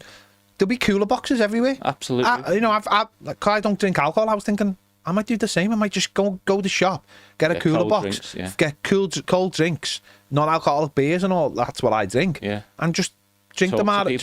Yeah, just drink. Yeah. I've got a nice blue one. I can just sit there. My missus doesn't drink either. She'll be on the Diet Coke. Saves you going into a pub and going to queuing up for half an hour, and they don't have what you want. I know that makes me sound like a fucking meth. I get that, but the Winslow's going to get. But the Winslow will have more people in it than so. If your Goodison Road, I imagine, will be full. Yes. Till 10, 11 o'clock. I agree. At least. Well, it was after albeit they were night games anyway, weren't they? But so let's be honest. People are going to turn up at 8:30 on Sunday, and they'll have all their own ale, and they'll have cooler boxes or whatever it is. And because there'll be enough time for loads of people probably to go back home, refill. But yeah, refill or go back again. Go back to a car or go back to someone else's house, refill it, or then when the match comes, just throw the cooler box somewhere. There'll be stuff everywhere. There'll be, by the time some people get to the game on Sunday, there'll be all they'll see is cans and bottles everywhere. And blue pyro. Yeah. Everywhere. Used flares, yeah. Yeah. And the staining of the flares as well. Yeah. Yeah, it's gonna be amazing. Yeah, James says, can't believe our last game was only days away. Best memory was Ferguson 1-0 against Man United many years ago. And my dad was a Man United fan. So happy for the women's team keeping Goodison open. Your dad was a United fan. That was tough. That was tough at times. Oh yeah, that's another thing someone's pointed out. Gary Neville calling it the 888 money. Yeah, that was so annoying. What? Like, no, we can't be that stupid. He did. Yeah, he did. And this would remind me about it. I was listening. Nice to know they do all their prep. Well, I was listening to a podcast the other day, and it's a decent podcast, but they kept on calling the Gladys Street the Gladys Road, and they kept calling John Moore's Peter Moore's. And you know when you're just sitting there going, did you not do like the any prep? No, but the thing was, it's a history podcast. It's a history podcast. So they've got all these facts and figures from history, and there's from like Dixie Dean and all this stuff. And I'm thinking, you don't know his name is John Moores, and you think it's called the Gladys Road. When every man and his dog knows it's the Gladys Street. Like, there's a big sign on it. And they kept repeating. They kept repeating when Peter Moores left, it left a power vacuum, blah, blah, blah. And I'm like, who are you talking about, mate? Peter Moores was his brother. What are you talking, or his nephew? What are you talking about? And it was like, as a fan, you're just like, it's little things like that. Where you go, did you bother? Like Gary Neville, 888. It's a fucking betting company, mate. What are you talking? Did you not do a tiny bit of research when they had dunk on you? Just misspoke. Maybe, but I don't think you can misspoke. I don't think you can misspoke. There's too many ears. There was one when they had dunk on, and I don't know whether she was playing stupid, but Jill Scott was like to dunk. You've been to prison. I think she Have you been on the moon? Didn't know. Like, but do a little bit of research about your guests. You got a guest coming, who's got a book. Do the absolute basics. Yeah. The basics. So that if a because me and Baz have been listening for a while, and he does all the interviews now. Like, we used to share them, but he does them all now. It's fine. But you've got to know if you've got a question and that question doesn't go well, or is that you've got to, or he says something, you've got to be able to follow that question up with and then you scored that goal against them. Oh yeah. But then you scored the next time you scored was against these fellas or whatever. If you want to have that conversation as an interviewer, you've got to get the facts right. Scored again for 3 months. What happened there? Yeah, you've got to have the facts right, haven't you? You've got to be able to go. You can't go. Oh, hang on, I don't know what happens next. You've got to have the basics to go. The 888 money. No, it was 777, and actually, that was a big thing both ways. People who for a year kept us going, but ultimately, I don't get that. Not knowing the basics like that. People might think we're being a bit arsey, but that's why wouldn't get much challenge because they haven't done enough work to challenge any. Yeah. Ariel in the super chat, thank you, says, I've been subscribed for years now. Seeing you fellas are so close to 100k with the last game of Goodison this weekend is poetic justice. Up the effing Toffees. Thank you very much for the super chat. That is very nice to hear. What are we on, James? 40 to go. 40 to go. Do you know what? I'd stay on here if I thought we were going to get that 40, but I don't know. Everyone watching, I presume, is subscribed. How many are watching? 800. 800. Come on, guys. So 40 of you have not subscribed. We did. You could be the hero. Well, hang on. How many have we got while we've been on here? What did we start? We've only got about 20, haven't we? 20-ish. Yeah. So we're not going to get 40 in this window. I did say to Dukes, I said, pressure's on you, my fella. You're getting us over at 100k. But it turns out it might be actually Ned. I did say, and he did sort of go, you what? No, we went, you're the 100k, mate. And he was like, sounds. And then he reposted one of our things last night. And then Richarlison reposted it. That's down to you, isn't it? Tactic, that. Yeah. Then Richarlison reposted it. So that's what you got to do, isn't it? I was hoping Richarlison had put something out on Instagram, but he hasn't. Yet. On TikTok, though, he's got 10 million followers that he's reposted. I know, but I'm not really on TikTok. I'm not a child. I want to see it on the. You behave like one often. I want to see it on the thing I go on, which is Instagram. And even that's a little bit grown up for me. And I don't know what Baz goes on. Nothing. Well, he goes on Instagram. I don't know why he goes on Instagram, but let's not talk about that. Yeah, we're not going to do 40 in this sit. No, we're just not. But feel free to help out. By the way, guys, go get your friends, family, spread the word. Yeah. With your other email accounts. Mark Doe says, "Love of My Life" by Freddie Mercury. No, not having that. Jester says, on 100k, Ped should run down Goodison Road in a blue mankini. Why? Why should I? Like, literally, what is the point of... I'm not being funny, right? Because it'll clear everyone out. Right. No, the picture of the Corey. There's a picture of the Corey with me and Baz, right? Yeah. I've been getting stick for that picture. Why? Can anyone tell me why I've been getting stick for that picture? No. Because I had white socks on. Oh, I see. That's a bit weird. No, it's not weird, though. You get skittered if you have white socks. No, right. I'd come to work and I was going for a run. They are my running socks. Right? They are my... You obviously have... I have proper... I have to go home and change my socks then. No, it was because I had black trainees on. Oh, okay. So I got stick. I see techies, that would be their work outfit in the 80s. It's just... I come into work. I'm not going anywhere else. I'm going for a run. We only see you from the waist 38. Okay, I've set myself up for a White run, Sox right? is doing this. And I'm getting abused for having white socks. So what do you think a mankini would do for me? Dan has just given 10 people gifted memberships. Well done, Dan. That's beautiful. That is beautiful. Thanks for that, mate. I don't think it's going to get us closer to 200,000, but nice one. The sentiment is beautiful. I love it. So yeah, imagine what people's reaction would be if I rocked up in a mankini. I don't think I've got it in me at the moment to do that. Maybe I had like a 6-pack, then maybe I would. Do you know what I mean? Maybe if I had a 6-pack, maybe I would do Just that. get one. Maybe I will, or maybe that's my. Come back in August with a 6-pack. Maybe that's my task now, to get a 6-pack. Yeah. Or You do the running thing, don't you? Yeah. So I just need to maybe Your timings are good. I need to take more weight off clearly, and then get the 6-pack. More lycra. Yeah. Yeah. Build up to the mankini. Yeah. Thanks, Emma. Thanks for that. I wasn't even that's the point. I wasn't even supposed to be on camera that day. That's why I've just rocked up in whatever. You're only seeing me from I might have white socks on. You don't need to give excuses. I'm not giving excuses. I'm telling my side of the story. Telling my side of the story. What I want. They were the only ones available. I know which ones they are. The Under Armour white socks that I wear for a run. They're all padded. Ka-ching, that is 10 quid. There you go. Look, I've got. There we go. I've got black ones on today, but they are running socks because I'm Skechers though. What? With Skechers Got on. Skechers on, yeah. Again, I'm not asked. I get it. Hang on. Glass houses. What's wrong with these? I can't see. Sorry. You will get ribbed far more going that way. Sorry. How did you get here today from the train station?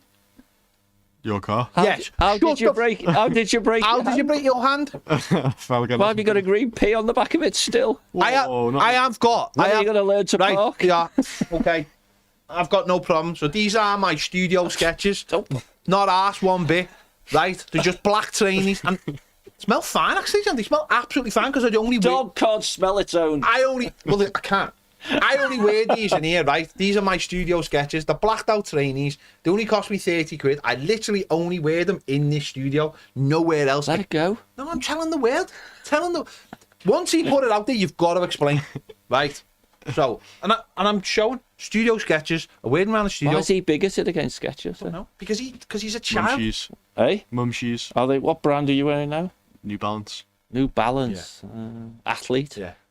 So I normally wear Hockers, but I thought, you know what? He's just trumped you, hasn't he? Yeah. So I thought I'll throw these on today because I'm just in the studio. It's fine. What size are these? These are a size 11 UK, but normally my trainees are a 12. So I just throw them on for the studio. Are they the ones Jamie Redknapp's advertises? No, these have got laces. Okay. Because I hate to think some of your money was going to him. They are Skechers though that he advertises. No, he advertises. He does advertise sketches. Yeah. See, that got us an extra 2 there. That Yeah. rant. Yeah. Kick him off. And another one. Emma says they the wedges, pet. They the wedges. That doesn't even make sense, Emma. Emma, I don't need wedges. Let's be honest. There you go. James wears massive shoes also, like massive shoes. But that's what all the kids wear these days. They wear massive shoes. You mean his stacked ones or the fact that they're too big for him? No, that's Ned. Ned used to wear his dad's shoes, Cam's shoes, and anyone else's shoes. Yeah, I've got a pair of 110s. Do you know 110s are they're not comfortable. They're not comfortable. Remember when we went on that day out and you went, oh, they're jazzy shoes. They maybe 110s. They're not comfortable trainees. That's the weird thing about 110s. They're not comfortable and they don't cost 110. That's another lie. It's a bit more than that. They're like 150 to 180 now. Wow. SB, I pay good money for insoles. Insoles are really important. I paid £30 for a pair of insoles for my running trainees because having good insoles is so important Not for you. because this trainees are too big. 34 to go now. Mate, people, you say don't talk about things. Once I get going, people love it. It's the banter, mate. £30 for insoles because when you go for a run, obviously your joints, You still smell though. You haven't got insoles in them, have you? the ones that came with it. Yeah, that's what. No, but I mean, I've got, and then in my other, I've got these It's ones. sniffy in here. I've got these other. It's because it's roasting. No, it's your feet. It's not because it's roasting. I've got these other ones like which have got like a big arch. They're dead stiff. They got a big arch on them. The boss for looking after your back. Oh, okay. Yeah, £175 110s are. See, I've got the black ones, but they're not comfy. So all the people Sell them then. I probably could. 'Cause you're not wearing them, are you? No, I've wore them. I've probably worn them about 10 times. RC is this is interesting. You can put all this on my Wikipedia page if you want. Don't sleep on good insoles. Got to look after your feet. Got to look after your feet, especially if you're running the streets. And if you're carrying a bit of timber, even more, because it's all that weight on your joints. There you go. Andy Neal says the Orlando Toffees are subscribing. I'm on the case. Now, can you make sure that's like individually and not just like one big thing? Because if we can get them individually. Orlando? Yeah. How many? Don't know. 'Cause RC don't see many blues in the Celts. No. So RC says, are on clouds comfy? Yes, on clouds are amazingly comfy. They are amazingly comfy trainees. That's what got me into wearing really comfy trainees. Having the ons. they're the ones Baz wears. There's one Baz wears, yeah. No, they're not shoal insoles. They are something else insoles, but they were like really expensive. You know, probably like NASA invented them or something. But they're really, but they do work. You got to look after your feet. Said this to James loads of times. Don't scrimp on your socks. Good socks is important. Also, always good to have good socks. That's why I was wearing white socks. You've got to have good socks. Don't buy cheap Primark stuff. Pointless. False economy. Alex says Crocs are the way to go. James, have you got Crocs? I've got them, I don't wear them though. My sister bought me them because I used to skate here for her Crocs. I've got a pair of Croc sliders. Wow. Right? Royal blue. They're beautiful. They're so comfy. Again, just wear them around the house. No problem, but they're not like those. How do you feel about sliders with socks? Around the house? Ned thing. Not coming to work thing Ned like Ned. thing. Ned used to do that. Yeah. RC Ned Baz did get his one pair of ons in America, but he bought them in JD Sports, so it doesn't count. Because it's just basically like buying them here, isn't it? Carla says this is a sneak peek for the 24-hour stream. Just imagine where the conversation will be at 4 a.m. No, you had that sneak peek the other week when I done my 1 man 2.5 hour show. That was the sneak peek. And also 4 o'clock in the morning. That's prime time for me. That's when me and James will be playing Pez or something.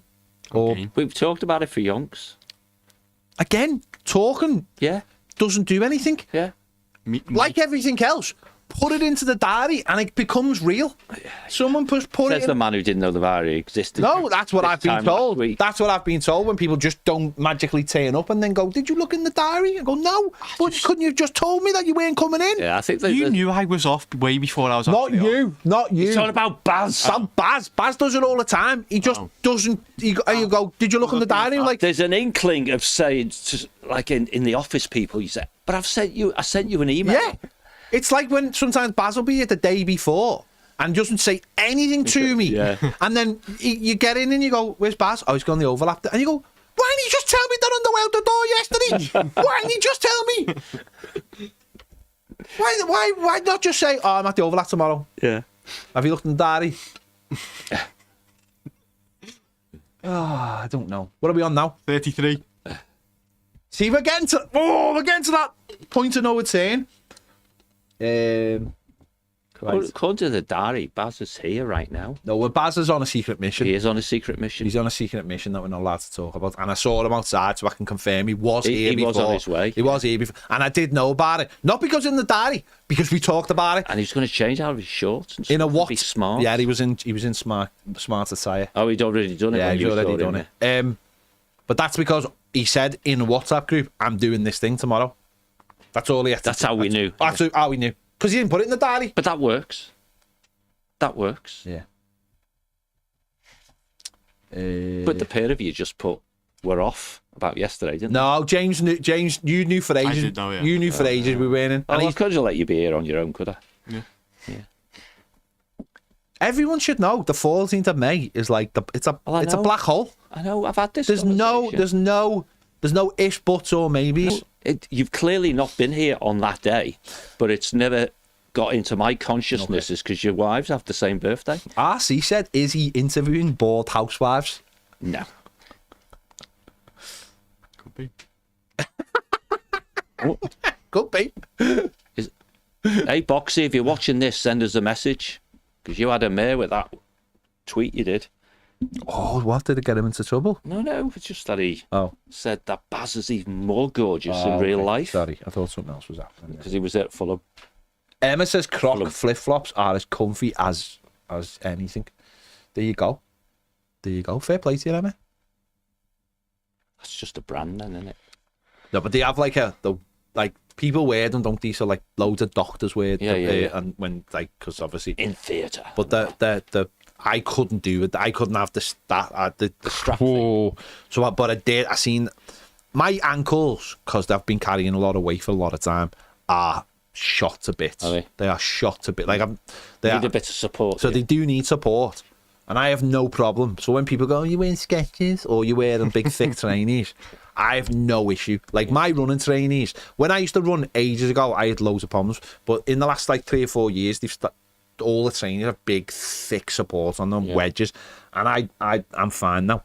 But like, I remember like the idea of wearing a trainee that is flat on the floor now is just to me, my ankles just go scream at me. What are you doing? So yeah. So I bought these sliders, and they are really, really comfy. At some point in your life, you just have to go, who cares? Who cares what these look like? My ankles or my kid over here, you know. To be fair, James throwing stones. James wears, but all the youngsters wear big trainees now. Yeah. Like I remember when Jen was here and she was wearing these big trainees, and I was like, I'm not being funny. If I'd worn them when I was a kid, people would have laughed at have given me so much stick and thought I'd got them off the doctor to correct my posture or something.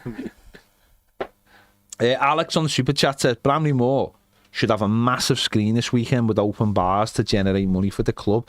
See, the thing about that is, Alex, I don't think people would want to be that far away from Goodison. No, I think that's too far. The park is perfect because you can go in, watch the match, and as soon as the match is finished, you can come back. So that's that. I get your point. I also don't think the new stadium's set up for that yet. There's still work going on. There's still scaffolding and all that kind of thing. It's not an open place yet, really. No. So yeah. Gilly also has glass ankles. RC says moon boots. There you go. There you go. There you go. That's all he said. Moon boots. What am I supposed to do with that information? 31. 30. We couldn't, could we? We couldn't possibly, could we? Where would we get these people from? That's what I'm saying. How would people finding us? How many are watching now? I'll put some social media posts up. Put some social media posts up saying we are. Get your arse over We are on. We have got. What have we got? 31. 31 to go. We're currently live, and we're prepared to stay live till we hit the 100,000, and then let's find out how long Baz is going to be. I asked him, and he said he didn't know, but he hoped to be. Well, he'll certainly be back for the next live. But if we get it done before then, he won't be, will he? His appointment 30. was 30. His appointment was 1:30, wasn't it? Mike Raff, I'm not sure you live in the same world, but New Balance are a very, very popular brand nowadays. A very popular brand. Very popular brand. In fact, in the running world, they are huge. And in the youngster world, they are huge as well. People wear big and twacky trainees now. And also, this is something I noticed yesterday, and I'm not... So I was in town yesterday, and there's a new... what's it called? What's that shop called, James? The big one, the Japanese one? Beginning with the Q. Got glow in it or something? Yeah. Thingo Glow. Oh, Uniqlo. Uniqlo. And so there's no Q in it, yeah? No, it's the way it's spelled. I'm sure it's got a Q in it. It looks like the G. And what all the kids are in there, like kids, and not kids, like studenty age, and they're all buying really like blank clothes. Like everything is just like blank, nothing on it, plain.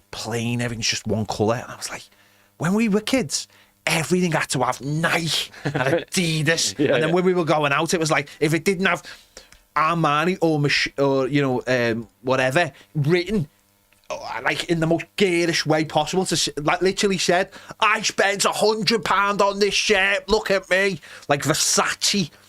And now, like, all the kids are just dead happy wearing just dead plain gear, and I've got no problem with that. It just felt, well, I do have a problem actually, because dead plain gear for some of the price, I was like, What am I paying for? what am I paying for there? But like, yeah, I was like, it's weird. It is weird the way it's gone. Like, where, as I said, our sportswear hat, like my dad always says, he's like, why would I pay to advertise the brand I'm paying for? That's like always been his thing. Like, he's all like, no, Dad, stop being a meth. But like, yeah, everything was Nike and Adidas, and you'd have it in written, and your trackies would have like Adidas written all the way down them. Whereas now everyone just seems to be dead happy wearing big mad trainees 28. and dead plain clothes. So I don't know. Is this something you've incurred, James? You're our youth. What, plain clothes? Plain clothes and like plain Oh, clothes. he's got a big. Is it? It's got a Maradona Maradona t-shirt on it. Maradona. I approve of it Yeah, massively. yeah. Is this something that's entered kids you noticing? I feel like Arn's became a big brand, hasn't it? And Arn is just very plain stuff, and they don't even have like a brand logo. Yeah. And I feel What's that called? Arn. On. AR. Oh yeah, on is, but that's more like That's more like smart. going out gear though, No, but isn't that's it? what you're saying about going out. So like Yeah. when you go out, you see a lot of lads and just just plain stuff. But also another thing that seems to have become big is like wearing the names of like towns in America, or like hoodies. Hoodies have become like hoodies from places where like. No, when you go on holiday and you see like University of so and so. Yeah. See, I've still got one from when I went to Florence, because I went without a jacket. It was freezing, so I bought a hoodie in the market. University of Florence on it when I went to Florentina. And but they seem to be wearing, and people seem to be selling that gear for like 60 odd quid now. And it's like, it's mad. This is mad. People use it because of the design. They use it for their own brand, don't they? Yeah. Like a uni, but it's not actually one. They do trainers as well. What a fascinating conversation. Arn do trainers? Yeah, that's what they're mostly known for, though. is it? Like footy pundit trainees, I call them. All right. Yeah, all like the footy players wear them now. Yeah, All right. Okay. yeah, it's like footy pundit trainers, I call them. 24. Cheaper than them bloody 110s you've got. I think, I had 110s. I'll tell you the story, right? Shouldn't really tell this story. Go on. My Don't aunt, tell it. People, just keep it between us. my auntie won the lottery, right? Wow. In 2000, and Like big style. they won 8 million in a syndicate. Wow. So they were They all all got a good they were all club. nurses in Wrexham Hospital, and they won. So they won 8. There was, do the maths. There was 8 of them, and she gave my mum some Pence. money, Yeah. and my mum give me and my sister some money. By the way, not a massive amount. But enough Not- to make you nothing. smile. Yeah. So this was 1998 or 99. And the first thing I did was went to the Trafford Centre and I bought a pair of 110s. And I bought, like, I had a smart Nike watch as well. And I think I paid for the holiday. Yeah, so I had these 110s. I had 110s before all the lids had them. And they were the neon green ones as well. Wow. And you know what? They'd sell for a fortune now.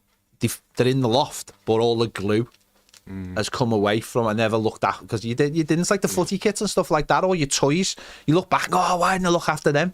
But I had them before. I think they actually were £110 when I bought. They might have been even cheaper by the time when I bought them. So I had them before, and I think about 3 or 4 years ago, everyone was getting into them again. Oh, I'll get a plain black pair that I can wear, and they look smart. I can go on a nice drinking day with. But they're not comfy one bit.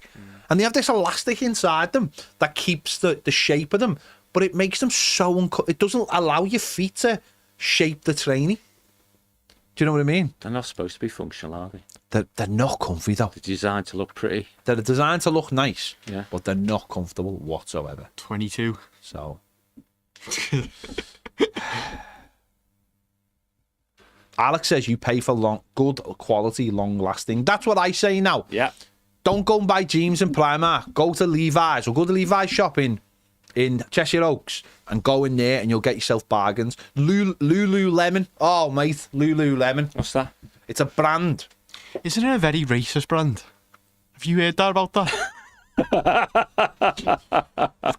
I don't why they're endorse- called Lululemon. all right, I am not aware of racist Lululemon stuff, right? So basically, Lululemon was a brand that my missus introduced me to when we went to New York. Oh, okay. It's like a yoga brand, and they're massive in America, and they sell men's gear.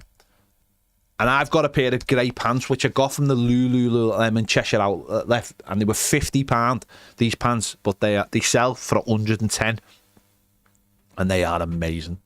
They look like jeans, right? But they're like stretchy, but they look like jeans, but they've got this stretchy fibre. They've got like fibre in them. So if you have to run well in jeans, Golfers love them apparently. Yeah. Golfers and stuff love them because they've got this stretch in them. But Lululemon stuff is expensive, but it's really, really, really good stuff. So that's another one I'll get you onto, Lululemon. 19. There you go, mate. People are loving the conversations. They do park. When you get a minute, Google why they're called Lululemon. Danny Ellis, Gans Gear, mate. I was going to Gans Gear in '89, so me and my sister got full Puma trackies, same as each other for Christmas. This royal blue, this navy blue with all different colours on. We used to get all our gear. I got the 1989 Everton kit from Gans Gear. I used to get all. So I used to have amazing, just the best collection of tracksuits and stuff when we used to get full trackies. Because obviously, I'm not sure. James, did you get? You got Christmas clothes, surely? Yeah. Did you get Boxing Day clothes? Yeah, you get jeans for Christmas, a trackie for Boxing Day. See, I know, that's not what I. That was mine. Did you get New Year's Eve clothes? No. Sometimes you get Sometimes Easter. You get Easter clothes. Because footy kits used to last 3 years, I used to get one kit for my birthday, December, second kit, Christmas. And because they were 3 years, you didn't care about waiting. We never used to get kits first day back then. You got them for your birthday and Christmas. So I used to get, and then my birthday, I'd normally get like an Everton trackie, and then Christmas Day, I'd normally get the Everton training gear to wear. That's all I used to wear. But Gans Gear was, we used to get like full trackies, Boxing Day and stuff. And that's where we got it. We used to always go to Gans Gear. That was the place. RC, I don't know how Superdry is still open, but you got to remember that there is a lot of students in this city as well. A lot of students, and they seem to like Superfly. I think it nearly went bust, didn't it? Okay. I think so. But if anyone comes to Liverpool, our JD's got to be one of the biggest JDs going, isn't it? It's huge. Yeah, it is weird. Because JD, I think JD, it's weird because I've seen JD in New York and I've seen it in Minnesota and I've seen it in Paris. And it's weird because when you go in there, you see Montrix in there and you see Paddy the Baddy, and it just feels like being in a store in Liverpool. It feels such a scout brand to me, JD, because it's been in Liverpool forever. I think it originated in Wigan. I think it's a Wigan brand. Is it? I think so, yeah. I don't think it's that far away. And like all these brands, it started probably in someone's on a market stall. Possibly, yeah. It's like Wade Smith. Wade Smith, you won't remember Wade Smith, will you, James?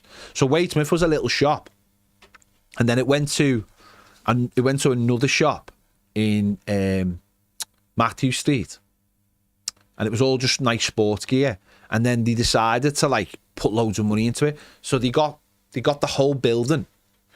And done one side was all the designer gear and the other side was all like sports gear, and they had a climbing wall because it went up so many floors, and this was in 98, and the top floor was just footy.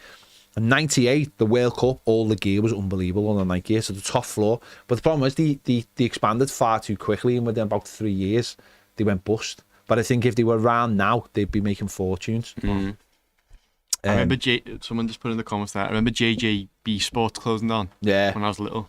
Dave Whelan, yeah. That was Dave Whelan. Wigan. They used to be I worked. That was my first job, JJB Sports. Yeah, in Hunts Cross. Some girl said to me that she had a job in there, so I went in and said, "There's any jobs?" Basically, got one, and then was like, "Does so and so work here?" And they were like, "No." And I found out she worked next door in like a discount shop, but she was so embarrassed to say she worked in this discount shop. She worked in JJB, so she probably had like, if anyone ever called her, she probably had like a JJB. Oh, that was the thing. You had to buy your own uniform, and it was basically the Wigan kit without the badge on it. So it was like a Puma top with JJB on, but it just didn't have the Wigan, and you had to buy it yourself. So the first week, so your first time you got paid, They took it off you. They took it off you. Horrible. So how long did you last there? I lasted about 3 months because they said to me, because we were casual staff, we were basically 0 hour contracts before 0 hour contracts. Oh, okay. And they basically said, because you are the casual staff, you've got to start working Saturdays. And I just laughed at I literally laughed at them and walked out. Well done, I just literally just went, you pay me about £3 an hour and you think I'm going to work on a Saturday, which is the only day I live for. I just laughed at them and just walked out the door. It was the best thing. How old were you? 18. Oh. I got a job, but I'll reframe that slightly. I was also working in Tesco at the same time. I worked 3 days a week in Tesco. Wednesday night, Thursday night, Friday night, between 8 o'clock and 12 o'clock, restocking the beer and wines aisle. So I was doing a little bit for them. So I'd say, I'll come in on a Monday and a Tuesday, and then I'd do, or I'll come in on Wednesday and Thursday, but it'd have to be early in the day. And then they said Saturday, I just laughed at them. And then from Tesco led me on to working on the railway. So, because obviously Tesco give good, Very similar. Yeah. well, no, but they give good, Yeah. they give good thingos, so references. Oh. So, but then I did the dirty on them as well, because they were like, you need to work a month. And I was like, I'm starting tomorrow for the railway. And they were like, no, I was like, no. See ya. No. The only problem is, my mum worked there as well. So she got all the hassle. The same Tesco. Yeah, my mum worked in the Tesco for 24 years on Allen Road. Jobs for the boys then, yeah. Yeah, that's what it was always like in Tesco. That's Yeah. what it's always like Family in Tesco. business. Family thing. If you're, Yeah. So she was just like, no, you've got to take this job. Because it was like, you went in stages, 6 month stages, and if I'd missed this one, I would have had to wait another 6 months. And she just went, no. Go for it. She just went, just go and work for them. What are they going to do to you? And then she found out you worked for nothing. Yeah. No, that was later on. Yeah, yeah. That's And then what I mean. I remember when I worked for the railway, because I can remember all these things really clearly. My first day on the railway, we had to do a certain period of time, obviously learning in Rail House by Lime Street, was the day the World Cup started in 1998. And I remember the fella who was doing it was like, I think the first game kicked off at 5 o'clock. It was Scotland versus Brazil. And I remember him like going, he was like, We'll be finished soon. we'll be finished.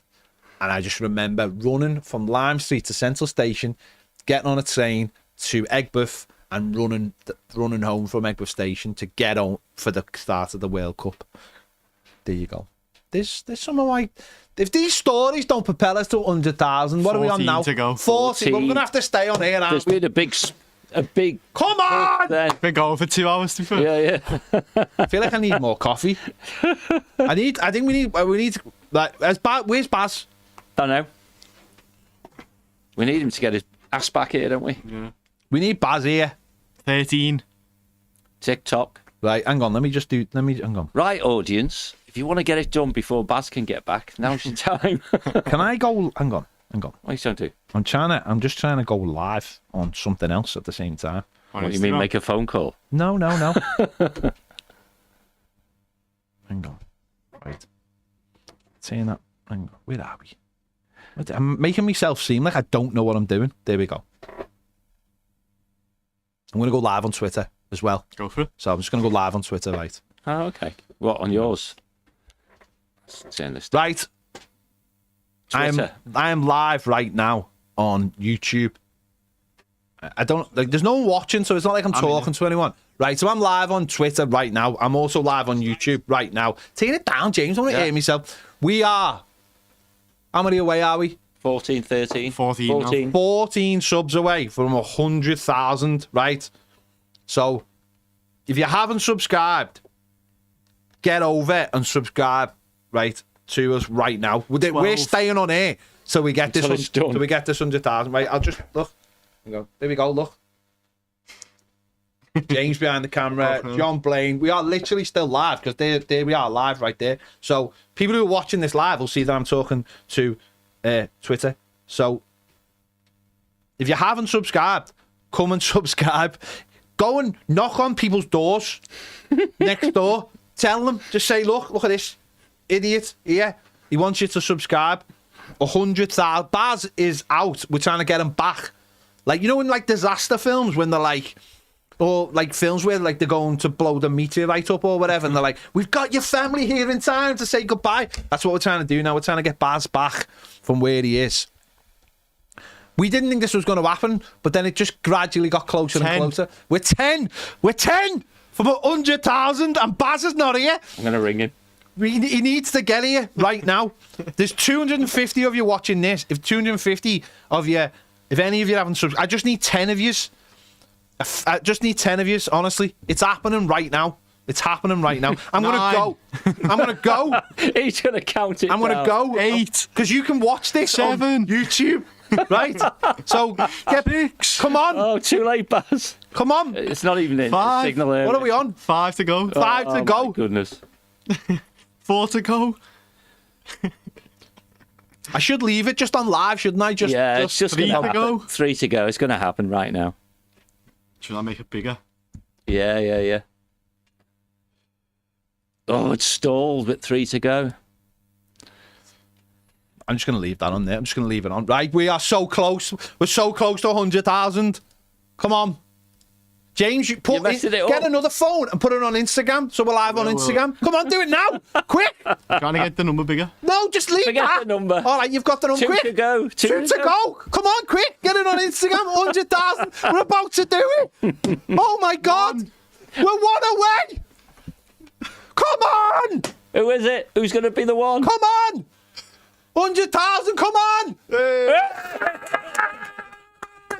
Don't you dare unsubscribe yet, gang. We've done it. It's done. 100,000. Oh, 2. 100,000. It's going up. Fantastic. We've done it. I'm surprised the red men are not looking, trying to take some kind of credit for it. I'm surprised they're not here taking the credit for it.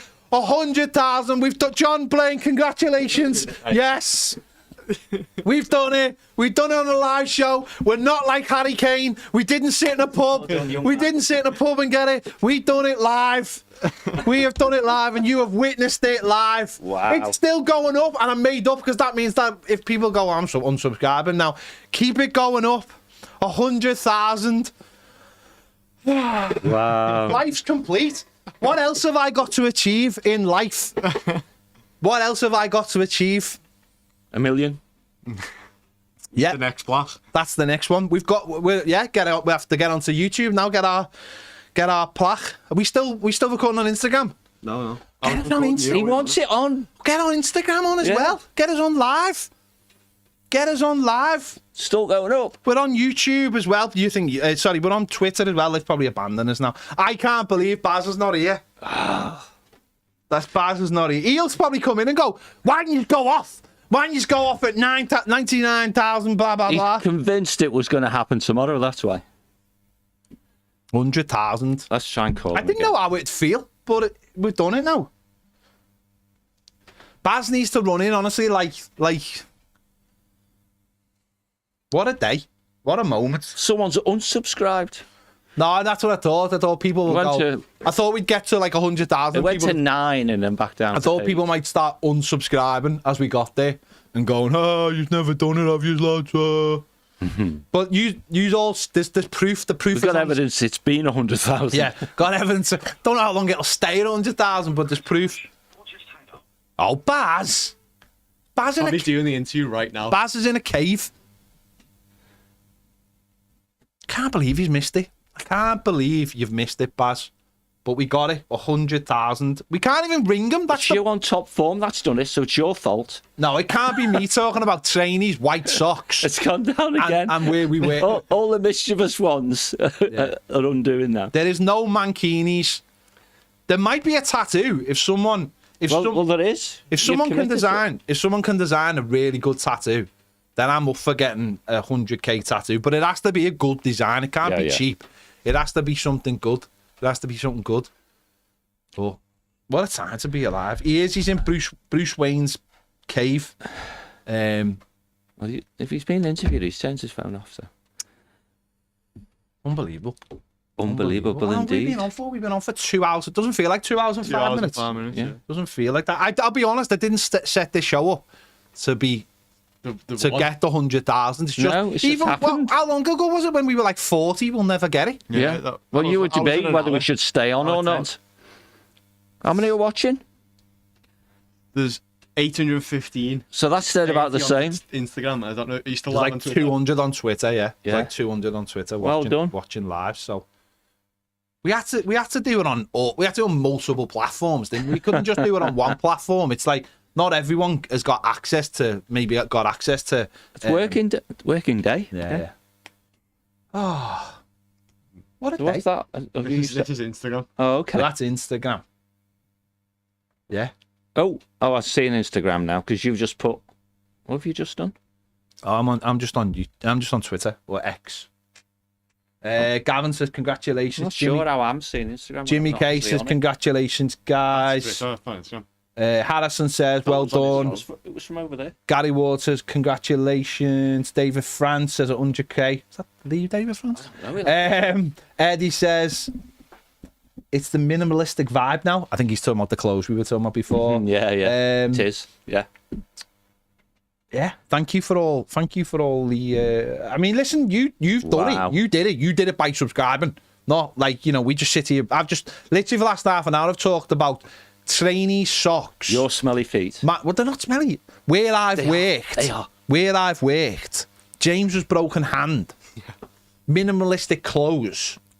Big trainers. I think this is what separates Or us. sneakers. See, this is what, right, and I don't want to be weird about anyone else, but I think this is what separates us from everyone else. Everyone else just talks about Everton from A to B. We get into, like, this is lifestyle, isn't it? This is a lifestyle show. I've said before, like, It's a movie show sometimes. If me Today's and- been a lifestyle if show. me and Baz were given a show on Sky or something, I honestly believe we would smash it. I think yeah. we would, like, just... Don't need us, James. No, I mean, you know what I mean. I know, only teasing. You know what I mean? Be a bit Wayne's World, like did Men in trainers. yeah, There you go. men in trainees. Yeah. I think if we just come on, they just went do what you want, just don't swear. I think we'd get the people. In. Enthusiasm is infectious, mate. I think we get the people in.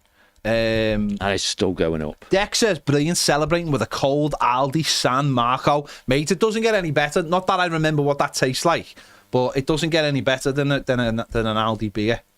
Like, I'm not even going to break my alcohol for real because we've got 100,000, but that's how dedicated I am. But DJ Spuddles was the 100,000 subscriber. Oh, he's claiming, is he? Danny Church says, I love the different topics that we talk about. Exactly what we Spot talk about, because it's a live show. We go where you take us. If you want to, I've had this before with Baz. Baz doesn't really like the film chat. I was like, I can't help it if someone wants to talk about the Goonies. Can I? Do you know what I mean? It's one of those. What are we on now? 100,012. I almost just want like a little ceiling. That's 101. Yeah, little ceiling, just like to make sure. SB says lads in stitches and sketches. Good one. I am a little bit disappointed Baz is not here. I am a little bit disappointed that he's not here. He's doing good work for the channel. He's out there doing good work for the channel. Neil says Everton YouTube got 895,000 subs. How do they not know about this channel? I don't know, mate. I don't know, but that's, listen, not everybody likes us. Or some people think they watched one episode once 9 years ago and thinks that's what we still do. Or some people might have seen me having a tantrum, or someone might have, or whatever. You? Wow. Or someone might have heard me say something. It doesn't really matter. But, I was in my mid-30s when we started this channel. I'm now in my mid-40s, and I've grown up that much. There's defo still people out there who think that YouTube channels are some bloke in his bedroom, with a webcam. Rather than... I'll be honest, I think we've proved why yeah. in the last half an hour. Yeah. I think we've proved why. But this is all I ever wanted. All I ever wanted was 100,000, because to me, I said this the other day, it's not ego, it's justification. It's justification of hard work. But like James said then, this is when you get your plaque. This is basically when YouTube basically say, oh, you've done... You're real. It's an acknowledgement that you've done well. Yeah, yes. They give you Was it 1,000? they monetize your videos if you get 1,000. That's Yeah. your first. That's your first And then mark. the real certificate. And then the next thing. one's 100,000. And then 1 million. And then it's a that's it. million. And then 10. No, there's a 10 Oh, million. there's a 10 million one now. Is it? crystal. I got Oh, 100 right. million Okay. one. Is it 100 million? How many people have got that? You'd know that. Only like of actual create. I think there's only like 2 or 3. It's Mr. Beast, PewDiePie, and then there's like Spanish ones and that. All right. And I've never banned you off this channel. I've put you in Times, you know. time. I've timed you out, but I've never banned you. He likes power. I'd never ban you. I'd never ban you. But that also shows that I do look at the comments and get a general feel for what's going on. And if my general feeling is you're being nasty to me, then my general action will be to bin you. So you don't want to get the beer machine that's outside going. Not for me, mate. You crack on. No, You're not driving. You broke your hand. You need crack a on. cask for it though. No, Yeah. I'm getting the train anyway. Yeah, you crack on. I'm still not drinking. I've said I'd only have a beer if Everton won something. Is that? That's the rule, yeah. Because if you're just doing it for things like this, you're gonna just start doing it for everything, aren't you? It's a slippery slope. This has been what, nearly 11 years in the making for you. Yeah. No, it has. But I'm quite content with just having the 100,000. I don't really need it to celebrate it with the beer. I might finish my coffee at some point. Emma says, if only I could ban you, eh? Well, I have had that. That's my favourite. Someone's ringing me. Baz? Andrew, I can't answer, mate. I'm live on YouTube. She's probably ringing me to tell me we've done 100,000. The best criticism is the best. So what's funny about this channel is I know exactly my role on this channel. I am the agitator, the bad guy, to Baz's nice guy, housewife's favourite. I know that, right? And the roles are reversed off camera, aren't they? Sometimes, yeah. Sometimes. I have no issue with that but it's dead funny when I do see people in the comments now and again saying like, Baz should like get rid of Ped and this channel be much better. Maybe it would. The only problem with that is my shares. I own some shares in this channel, so it'd be a bit hard for people to the amount you own is exactly the same as Baz's. Exactly. So it'd be hard for Baz to just say, not doing it anymore. So, but that does make me laugh. But well, you could get your money then for doing nothing instead of almost nothing. Yeah, almost nothing. Yeah. I mean, he's the man who works. He's the employee, aren't you? Imagine the nightmare he lives in. Only because he's been taught well. Imagine the nightmare he lives in. With a broken hand as well. He doesn't live in a A terrible sole employee and 3 bosses. None of whom he tells when he's going on holiday. No. I told you on me interview. You expressed. And he says that Instagram's still on. Yeah. And he just fell over. Yeah. You expressed a desire. Apparently, Rob, we've got to like fill out a form. What's on this? YouTube. Oh, to claim. Yeah, You've we've got got to buy it as well. I claim No, my you don't buy it, I don't certificate. think. I claim got- my certificate. So You basically- can get more than one as well if you buy them. So basically, you have to fill in this form. They go away then and check it. Then you get a code, and then you put the code into this other thing. and then you print it. Oh, to the then website. they send it within 4 weeks. Apparently, And what was it? Is it like a proper thing or just? it's like a paper? silver. They've got 2 upstairs. Have they? Yeah. I'll go and have a look. Go and have a look. So it's like a silver plaque Why have they got 2? for them and for Paul's channel as well. Oh, he got. Paul's done 100,000. Wow, on his own one. Yeah, because it's the same audience, isn't it? But Yeah, he I just suppose. does slightly Yeah. different content. Okay. Chris has never done that.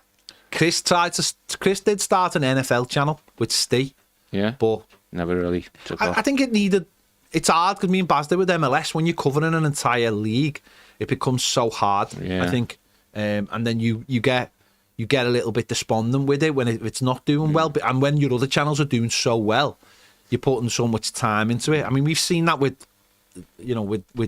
doing daily lives for. Well, the M tag. I mean, the Substack's doing all right, but you're right. It's really hard. No, it is hard because when you're going from you sort of go because the other thing is when you've got 2 channels and one channel's doing well and then suddenly someone says to you, "Oh, can you do this we need to do this interview?" You know what's your priorities. Yeah, you know what's going to be sacrificed. Hakan says, "Congratulations with 100k waiting for the plaque." Yeah, there you go. Because our other one inside the game, it's just under 18,000. yeah, and the numbers are brilliant on that for the interviews. The interviews are absolutely sensational, but it doesn't. But even that, if we've got a day where Baz says it's inside the game or it's if it was TV, like we've got an interview with Toffee TV, it'd have to always be Toffee TV. That's got to be the priority. Of course it would, yeah. Yeah. Can we get a plaque each? You can buy multiple, I think. Can we? There was a video where someone bought a 10 million one without getting 10 million. And on the website, you put in like your cart, what you want. So the next thing to be would be some of those 100,000. If you'd like to become Toffee TV Premier members, that would be nice. Yeah. Because that way you can watch ad-free content and you can watch loads of exclusive videos and you get videos. Even stuff that goes on this, you get it first. Well, you get the Decor interviews. Was that a day earlier? Or hours? A couple of hours because we got it all out on the same day. Yeah. But you got it first anyway. You'll get all the videos first. So you might even get this video like 1 second before YouTube does.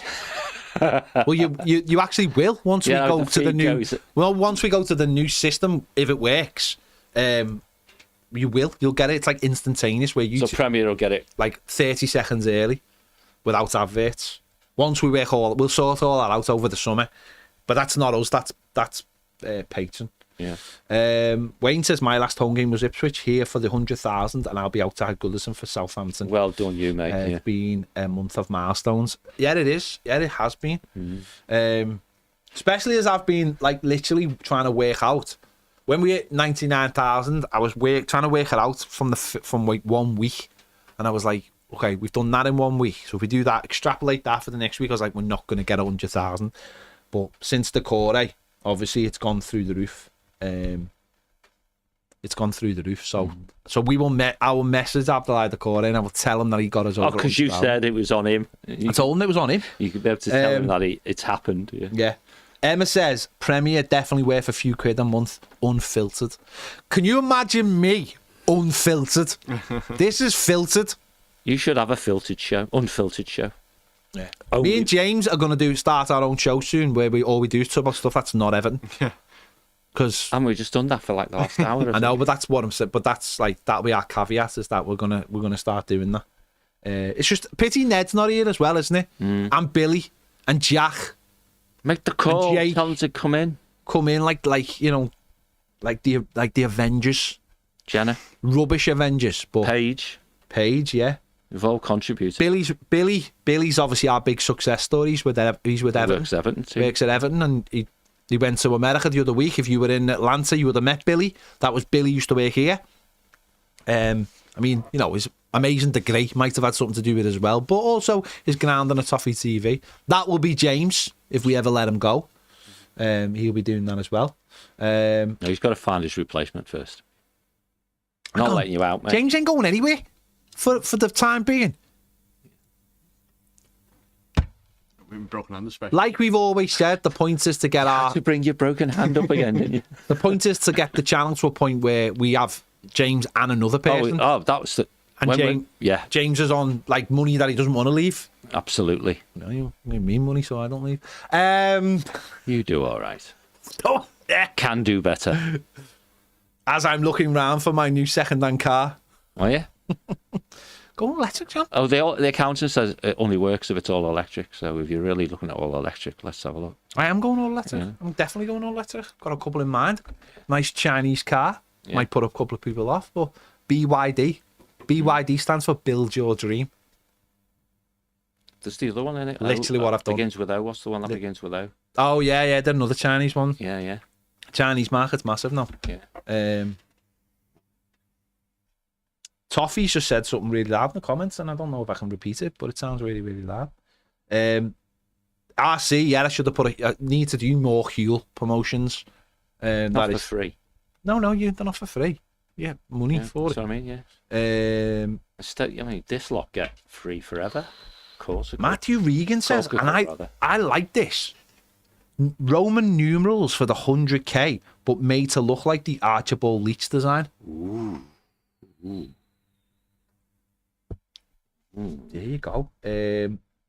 Chicken Lip says, lad, you have to do the plaque in Vale outside Bramley Moor, one home game. Yeah, that'd be cool, wouldn't it? Yeah, and also we've got a stone, which people have already seen. Have you seen our? You've seen our stone? Haven't you? Told me about it. I've saw ours. I haven't seen. Carla, no, never a Tesla. Never a Tesla. Not anymore. But this Chinese company are bigger than Tesla. This is the biggest electric car company in the world. Are these the ones that are banned in America? Yeah, they're banned in America. They're banned in the EU as well. Oh. They're banned in America because they think that the cars are going to spy. They're like Knight Rider kit. Tom says, Ned got a girlfriend. That's more impressive than 100,000. And he says, I should be proud for turning Ned into a man.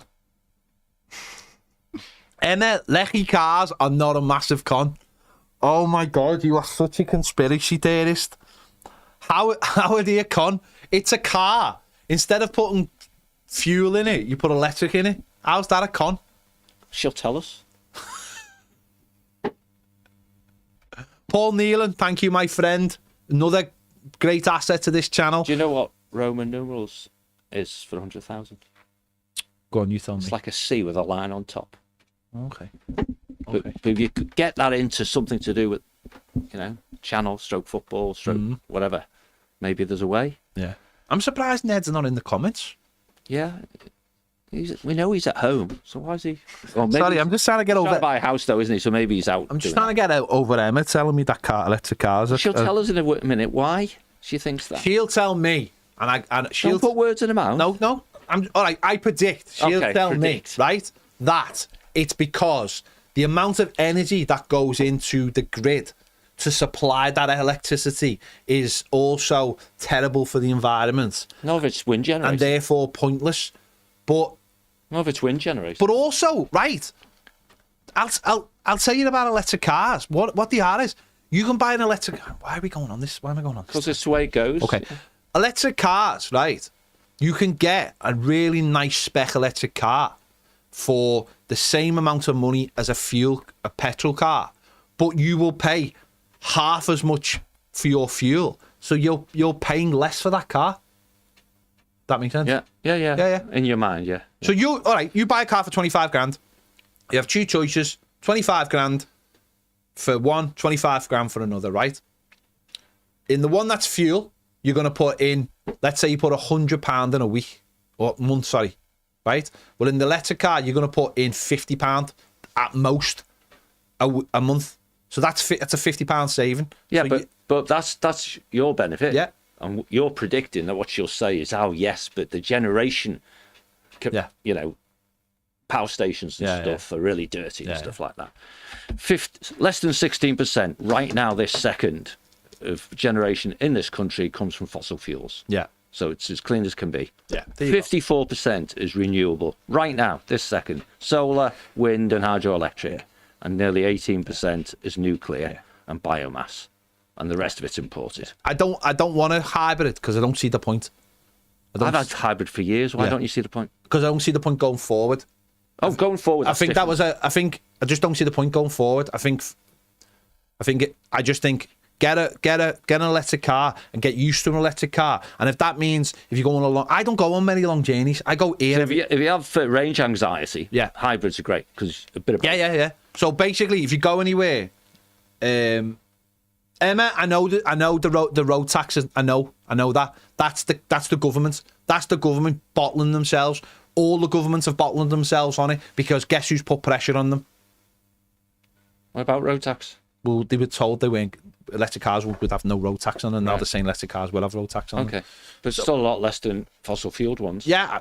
So, if you're gonna let an electric car, you just have to plan your journeys better and understand that. You might, if you're going on a long journey, you're going to have to stop at this place. If you buy a new one now, then the range is much, much better. Gets better all the time. Yeah. And Toyota, the leaders and all that, so maybe we could have... Well, these Chinese companies are... Yeah. This BYD, because I've been doing loads of research on it, because it's a massive step to going from a car, because you have to get the thing done in your house, and that's not necessarily cheap. But both of my brother-in-laws have got electric cars, and they love them, and they're not like eco... They're not like eco warriors. You do. Yeah. Even if you drive to London and back, it would be no big deal. No.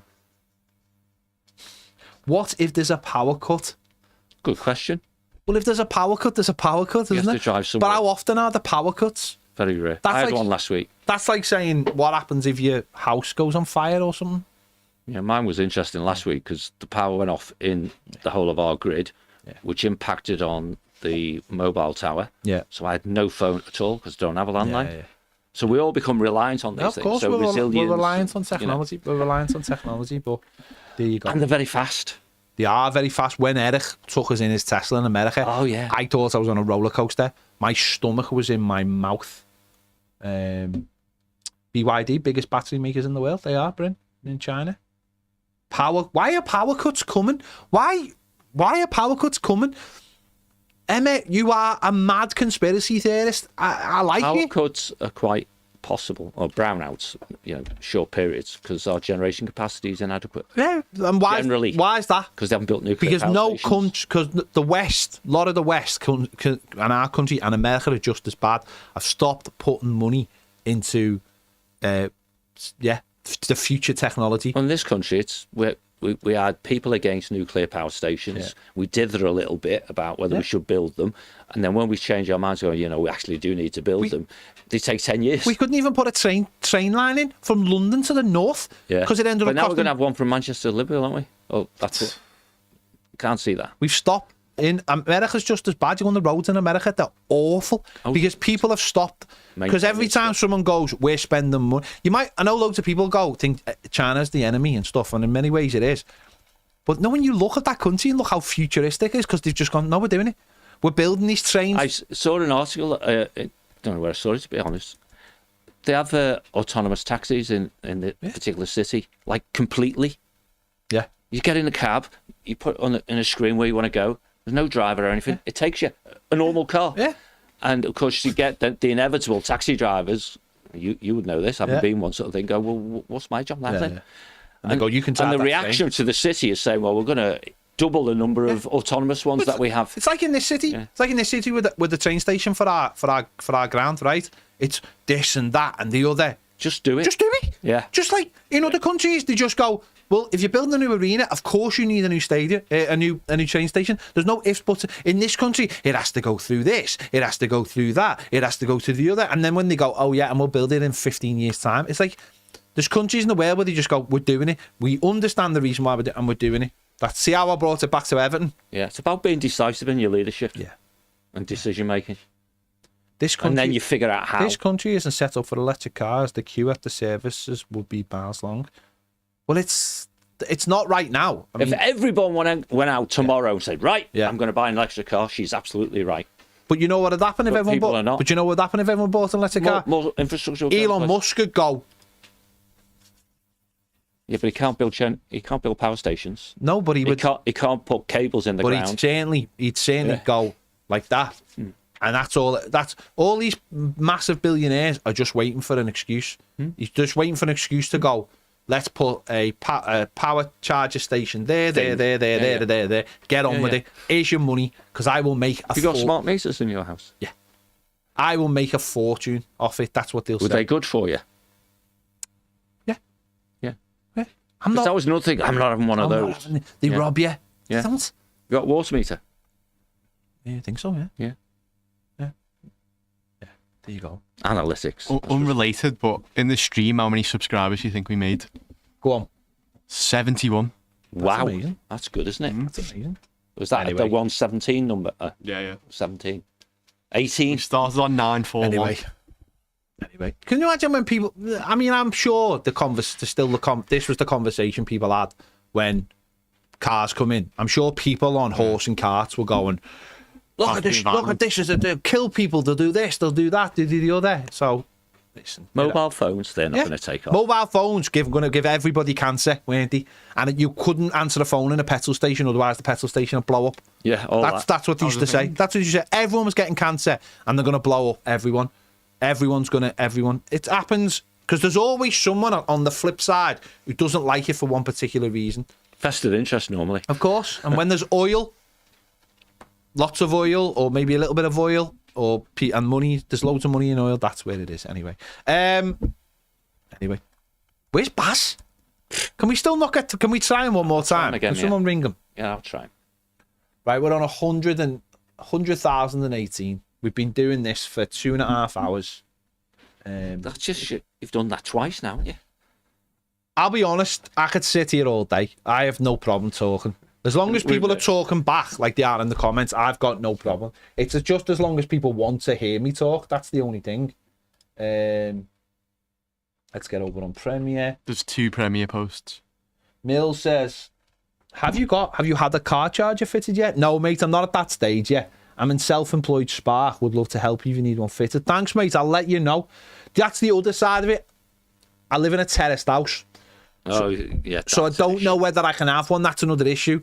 But some councils, what they've started doing is, if you've got an electric car, they are putting they're cutting the curb in front of your house. I'm putting it there. And then that like brush stuff, like they put that on top so you can lay the cable. Oh, cool. So if you want to charge, because obviously a lot of these chargers now, they won't let you charge in the day. It has to be from 12 o'clock at night. Oh, I see. And you get this really good rate.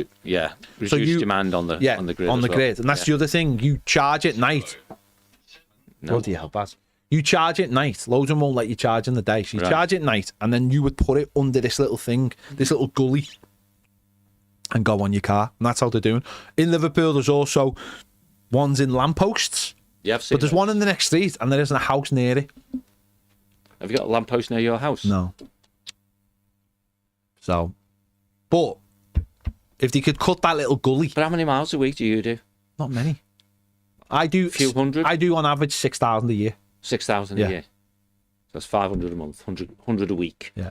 And if the range of the thing's 200 or 300 miles, you just say, I'll go and do my weekly shop and I'll plug in. Or I might go to like the Tesla. In Heighton, there's Tesla ones. Oh, right. Tesla fast chargers. Okay. You can go up there. Or I could just buy Does that work with any car? Yeah. Oh, not The just Teslas have changed it so that it used to be only Teslas, and then they won't. So they've gone with the standard. They've woke up and gone. We can make a fortune off this. That's what I'm saying. Yeah. There's a fella by ours who opens his front door and charges it from his house. Yeah, well, that would be trickle charge. It's very slow. Yeah. But no, so there's a thing called a granny charger, which is a 3-plug. Yeah, just a that's what plug. I mean, yeah. But it takes forever. The chargers that you get put into your house now, they take still take like 9 hours. Really? Yeah, because of the watts. But so you're supposed to do. Oh, they're not the super fast chargers. No. That you get a station or services. So you charge overnight. So if I had to charge once every 2 weeks outside my house, I'd buy a safety thing. Yeah. If that's what I could do, I'd buy a safety thing, put it down over the wire, or feed it through the water pipe. The channel you have outside your house that comes off the. Okay. What are we talking about? Drain pipe. Steve Thompson says, I've got a BYD, best car I've had. Well, there you go. You get a massive screen in it. That's not what you massive, want. And it can move, and there's no reason for why it moves. You can't watch the telly on it, you know that, don't you? Well, Eric could. He could watch YouTube. That's America. Oh, yeah. Gary Ward says hybrid's a great bridge technology. Yeah. I've had hybrids for 5-6 years. Yeah. Mike says, wow, first car was electric. Ian Gates, he's got an Ioniq 6. He says it's awesome. The Hyundai ones are really good as well. Says, do John, Baz and Ped own the company? I thought it was just... Yeah, three. Yeah. Me and Baz are the majority shareholders, and obviously John has the rest. No, we've all got the same. We haven't. When did we all get the same? What do you mean, when do we all get the same? We've all got the same. I've got more than anybody. No, you haven't. It's got my name on the letterhead. What are you talking about? What are you on about? You're talking cack. It's got my name on the letterhead. Which has? The company name. It's named after me. You reckon? Like I've seen the letterhead. I know. No. I've had this conversation with Baz, so should we have it for now, briefly? Like I've got any... Who invited who to form a YouTube channel? Who invited who to... Between you and Baz? In other words, actually could claim to be the initiator. Baz claims it's him. I know, I'm asking what you think. No, I think it was a natural... It can't be. You can't have someone must have said, shall we do this? I've just realised I'm putting my hand on the thing when I shouldn't. No, me and Baz were doing stuff in the studio, and we were like, we should move into it, we should start putting stuff on YouTube. Yeah. We were putting stuff on Twitter and that, and we were going, we should start a YouTube channel. But it wasn't just like, it was a protracted thing. The guy came up with the name Toffee TV because he was a bit more like Everton fan TV, and I was like, I want to move away from. And now that. he's bloody hateful of the use fan channel, isn't he? Yeah, but I've never, as you know, Even though it's on. I've never liked fan channel. But you ever. signed off on that. No, I did, but I've never liked it as an actual thing. I don't. I think because it has connotations, as I said before, about me in my bedroom on my own doing stuff. But then it doesn't do United Stand any harm, does it? I can't tell if we're still live on Twitter or have I knocked it off. So do you know which of these BYDs you're going to get then? I'm just looking. There's one called Seal. The Dolphin. Oh, the Dolphin. Yeah. Is that a smaller one? Yeah, because I can't afford anymore. Joe. Okay. I'm not going paid. to see how much this Dolphin is. I'm not paid enough. Mate, you decide what you earn. So don't. I do not decide what I earn whatsoever. You do? No, I don't. But I had this conversation with my wife yesterday. You just don't like paying tax. No. I had this conversation. I do pay tax. Don't that's all. But you don't like it. I had this conversation with my missus yesterday, and I was like, if I decided how much I earned a year, we wouldn't be going to America. So, there you go. Right. Range 265 miles. Yeah. Dan Olsen on Super Chat says, as a Swede, I love the Garden fans display versus Chelsea. It was a great window of Swedish sports culture. But what is your take on it? Chelsea was so negative. I didn't see it, mate, but I imagine it was amazing. I love huge tifos and all that. I love it all. I thought the Arsenal one was embarrassing. You see the Sunderland? No, I missed that. Sunderland one was cool. I thought the Villa one. I thought the Arsenal one was embarrassing. But Bramley Moore should have the best ever. Hang on. They should have a line there ready. Yeah, Robert says, Ped, did you know the BYD have control of your car, Wi-Fi for updates, and can disable your car? Toyota have control of mine for the same reason. I think let's not make this a thing. Like, there's far too many. Know what happens? Like, loads of people start talking about these conspiracy theories, but no one can ever say when something happened or it happened. There's loads of if, buts, and maybes. Do you know every time you sign into like YouTube or anything, and they've basically got everything. I've said this since like when COVID, and they were like, you're putting a transmitter in your arm. I was like, mate, people go that's your transmitter. The world knows everything about you because of that. When people go, oh, my details, blah blah blah, you give them the minute you signed up for Facebook, Twitter, YouTube, anything. Amazon didn't. The guy, what was it? The guy who owns Amazon. Bezos. There's a story about Bezos that he didn't make a profit for 20 odd years. But in those 20 odd years, he was getting the world's largest database. Yes, of course. Of information. And look what we use that information to do with now. Decide who's going to be in the White House. Decide on Brexit. Decide on everything. When there's an election, you might never see it, but someone else is going to see this paid advert because he knows that you're on the fence. So he sends you a direct bit of information. You've signed away everything, whether you like it or not. So this idea, while you're watching this and you think you're like a conspiracy, you've signed, by watching this show, you've basically signed everything away. Because broadband. Yeah, you signed up to everything that controls your life. We all know it's true. Go and try and buy an airline ticket, right? And watch the price go up while you're doing it. Yeah. Because they're going, oh, this person's buying.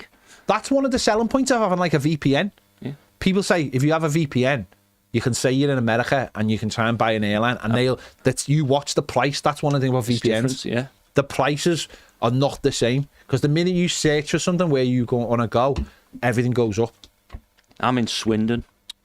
Dan says, just got off Goodison tour and now you reached 100k. Good day to be an Evertonian. It's right. I hope you enjoyed it. I hope you enjoyed it. Good stuff. There we go. Bad's still not answering you. No, I've just rung us. He's still switched off, so doing whatever he's doing. James, electric cars are beginning of limiting your travel.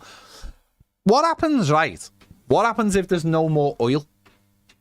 There's plenty of oil. No, but what happens if there's no more oil? What happens if we get to a point where there's only a little bit of oil left, so therefore the price goes through the roof, and all the countries start going, well, we want that oil. That's ours. We want our people to get. It's happening with gas, so why not? Yeah.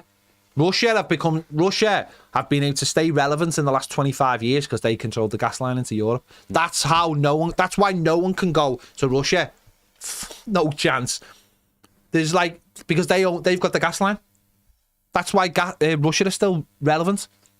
Where other countries have been don't worry about Syria. Don't worry about that country. Russia is still relevant in the world because they have the gas line for the whole of Europe. Let's not forget. So, particularly Germany. why? See, this is the other thing, right? Who wants to control your travel? Who wants to control your travel? This is the thing I have about big companies.